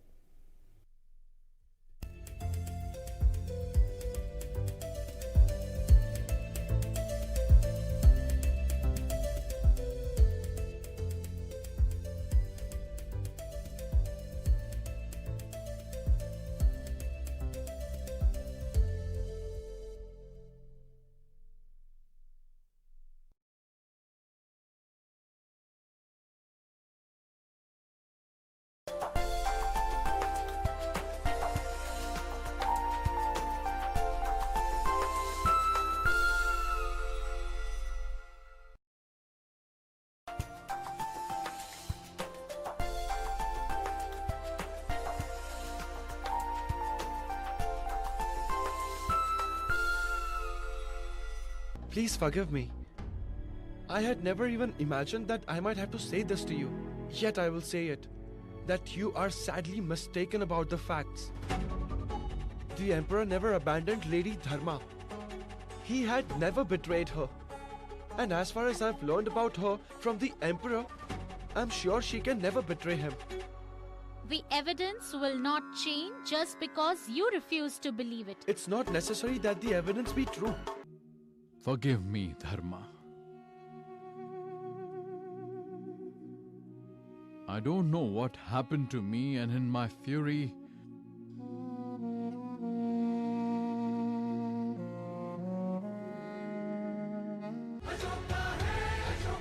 there's so much that you can do yourself to protect yourself from getting infected and to prevent yourself from passing the virus on to others.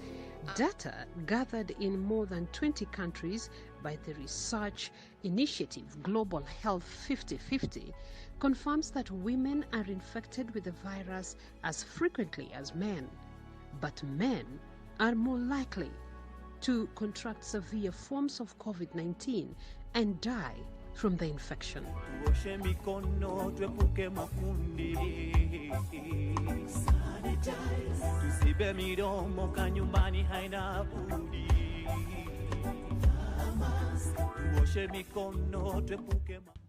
They were bent on defending their title in the 1998 FIFA World Cup finals, but it was not to be. 3 minutes of stoppage time already.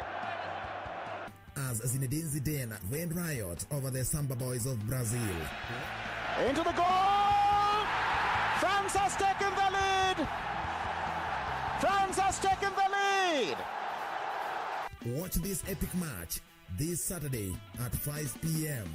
only on KBC Channel 1 as we take the international lane this time round.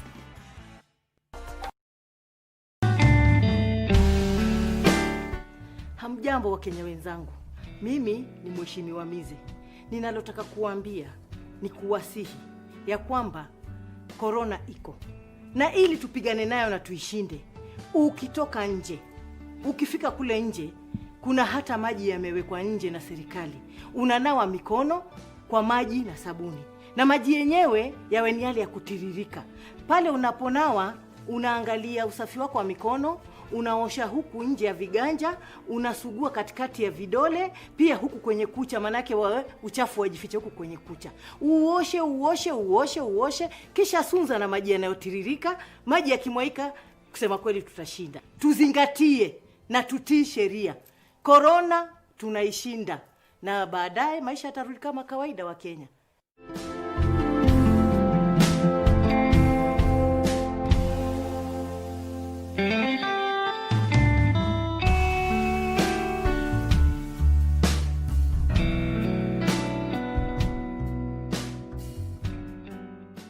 Tonight on KBC Channel 1. Despite everything, I thought you were an honorable man. A man with certain limits. But photo-changing pictures? Honestly, these guys are trying to rob us. The bill keeps rising. They say it's inflation. Whatever it is, it's just crazy to be paying so much. Mwanamke, kwani itakuchukua muda gani kuelewa? Nguo ilikuwa ni kuvutia macho yako. Gari ilikuwa ni yetu ya kujienjoy. Ukiniuliza nitakwambia huo wote ulikuwa ni ujinga. Manake ulikuwa na act kama silly teenager.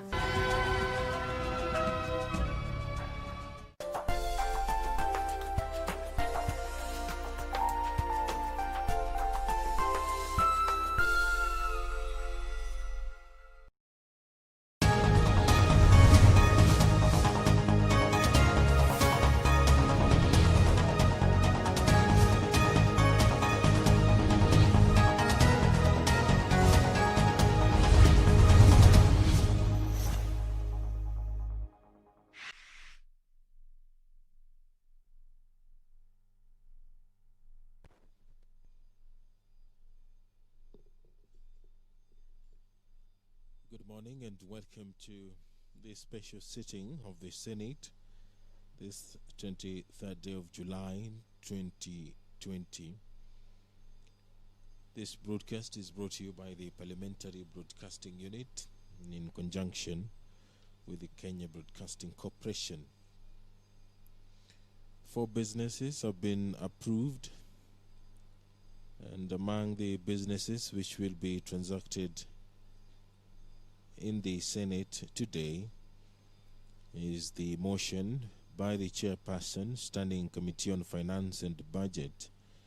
The motion is on approval of the third basis for revenue allocation among the county governments, that the Senate adopts the report of the Standing Committee on Finance and Budget on the third basis for revenue allocation among the county governments laid on the table of the Senate on Monday, 13th July 2020, and that pursuant to Article 217 of the Constitution, approves the proposed third basis for revenue allocation among the county governments as contained in the report.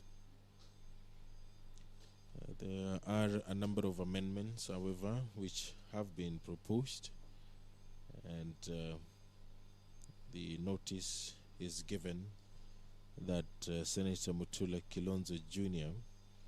intends to move an amendment to the motion on the report of the Standing Committee on Finance and Budget on the third basis or criteria for allocating among the counties the share of national revenue for financial year 2020-2021 to 2024-2025. That the motion be amended by making some changes. There are a number of them, such as equitable share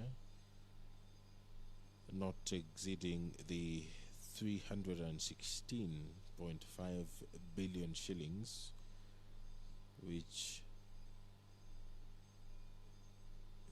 the senators will be deciding. The senator has proposed other amendments. Those amendments will be considered by the Senate this morning. And in the order paper as well, the Independent Electoral and Boundaries Commission Amendment number 3 Bill, National Assembly Bill number 35 of 2019, is also contained in the order paper. This bill is currently in the committee stage, in the Committee of the Whole House stage, and some proposed amendments will be considered. There are also other 2 bills scheduled for debate in the Committee of the Whole. These bills include the County Tourism Bill, Senate Bills number 5 of 2019, and the Care and Protection of Child Parents Bill, Senate Bills number 11 of 2019 by Senator Beatrice Kwamboka. But at order number 2 is the motion on the approval of the third basis for revenue allocation among the county governments. The debate on this was adjourned to pave way for deliberations, and this morning the senators will proceed with that debate. There have been differences here and there between the senators, with different opinions on how the country ought to move with regards to the third basis for revenue allocation among the county governments. And so this morning the senators will be debating, perhaps to reach a consensus and decide on whether or not to approve the motion this morning. The Speaker of the Senate, Honorable Kenneth Makela Lusaka, has walked into the chambers now. I will hand you over for the live broadcast.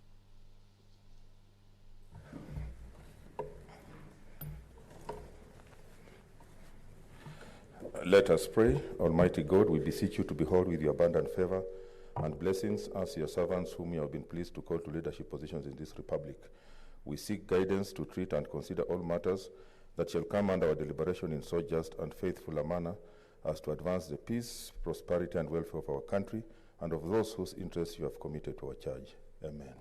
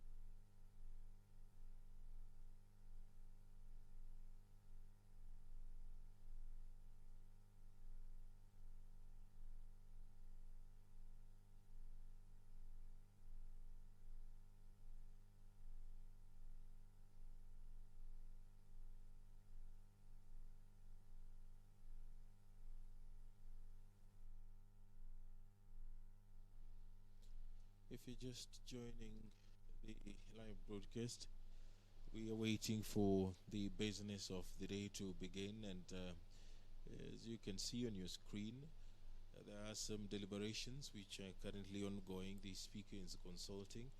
On your screen to the left is the Senate Majority Leader, who is also the West Pokot County Senator. There also is Muranga Senator, who is the Majority Chief Whip, Rungu Hangata, and on the right is the Senate Minority Leader and Siaya Senator James Agri Orengo. The senators are preparing to debate the motion on the third basis for revenue allocation among the county governments, and it has been a sticky point, and the senators have been deliberating on how to proceed with this particular business, and perhaps this morning a consensus may be reached on how the matter is approached and perhaps considered. As soon as the Speaker calls the House to order, we will hand you over for this live broadcast. The broadcast is brought to you by the Parliamentary Broadcasting Unit in conjunction with the Kenya Broadcasting Corporation.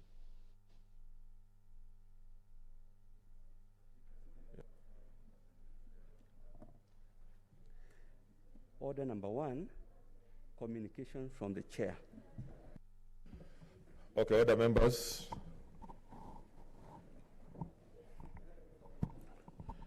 Honorable Senators, on the request of the Senate Majority Leader via letter reference number SEN/SML/COR dated 20th July 2020, and with the support of the requisite number of senators, I appointed today, Thursday, 23rd July 2020, as a day for a special sitting of the Senate via Gazette Notice number 4956 dated 22nd July 2020.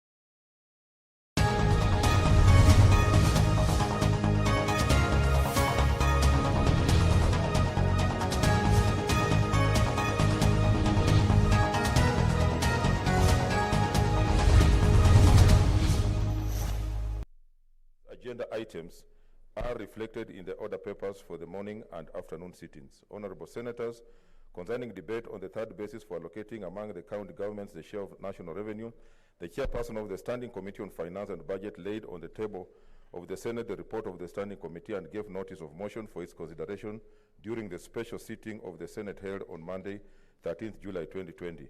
What is left for the Senate to do is debate the motion and make a determination on the matter.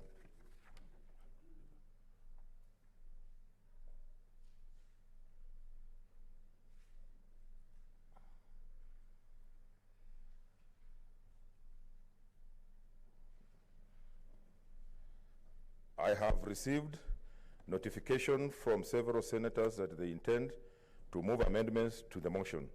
These amendments have been reviewed by the Parliamentary Budget Office and the Office of the Clerk of the Senate and are appended to the order papers.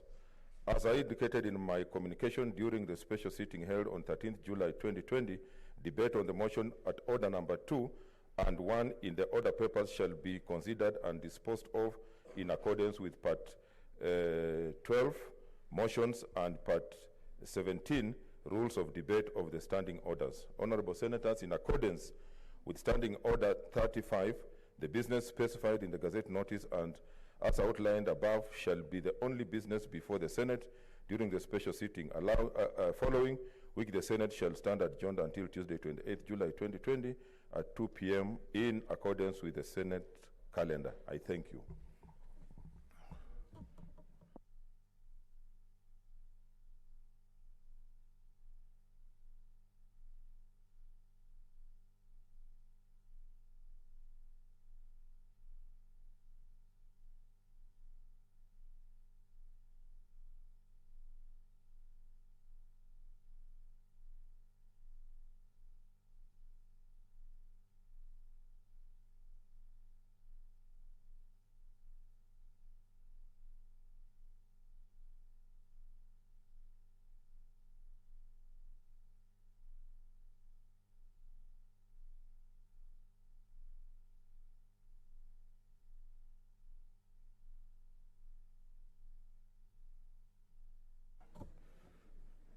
Okay, honorable senators, I'm told the chairman finance is preparing, so in that case we'll rearrange the order paper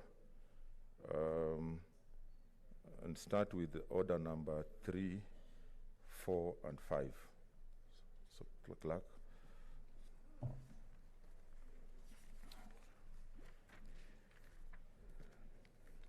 Order numbers 3, Committee of the Whole, the Independent Electoral and Boundaries Commission Amendment number 3 Bill, National Assembly Bills number 35 of 2019. Order number 4, Committee of the Whole, the County Tourism Bill, Senate Bills number 5 of 2019. Order number 5, Committee of the Whole, the Care and Protection of Child Parents Bill, Senate Bills number 11 of 2019.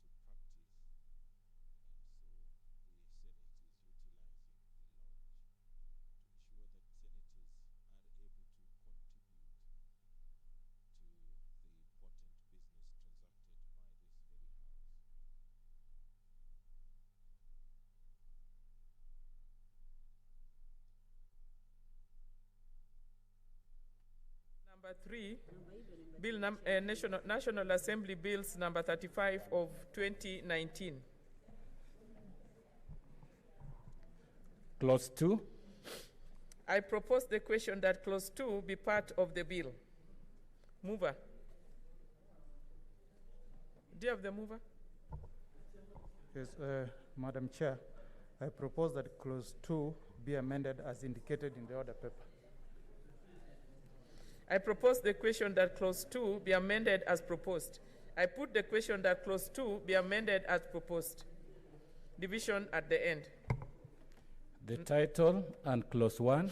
I propose the question that the title and clause 1 be the title of the bill. I put the question that the title and clause 1 be the title of the bill, division at the end.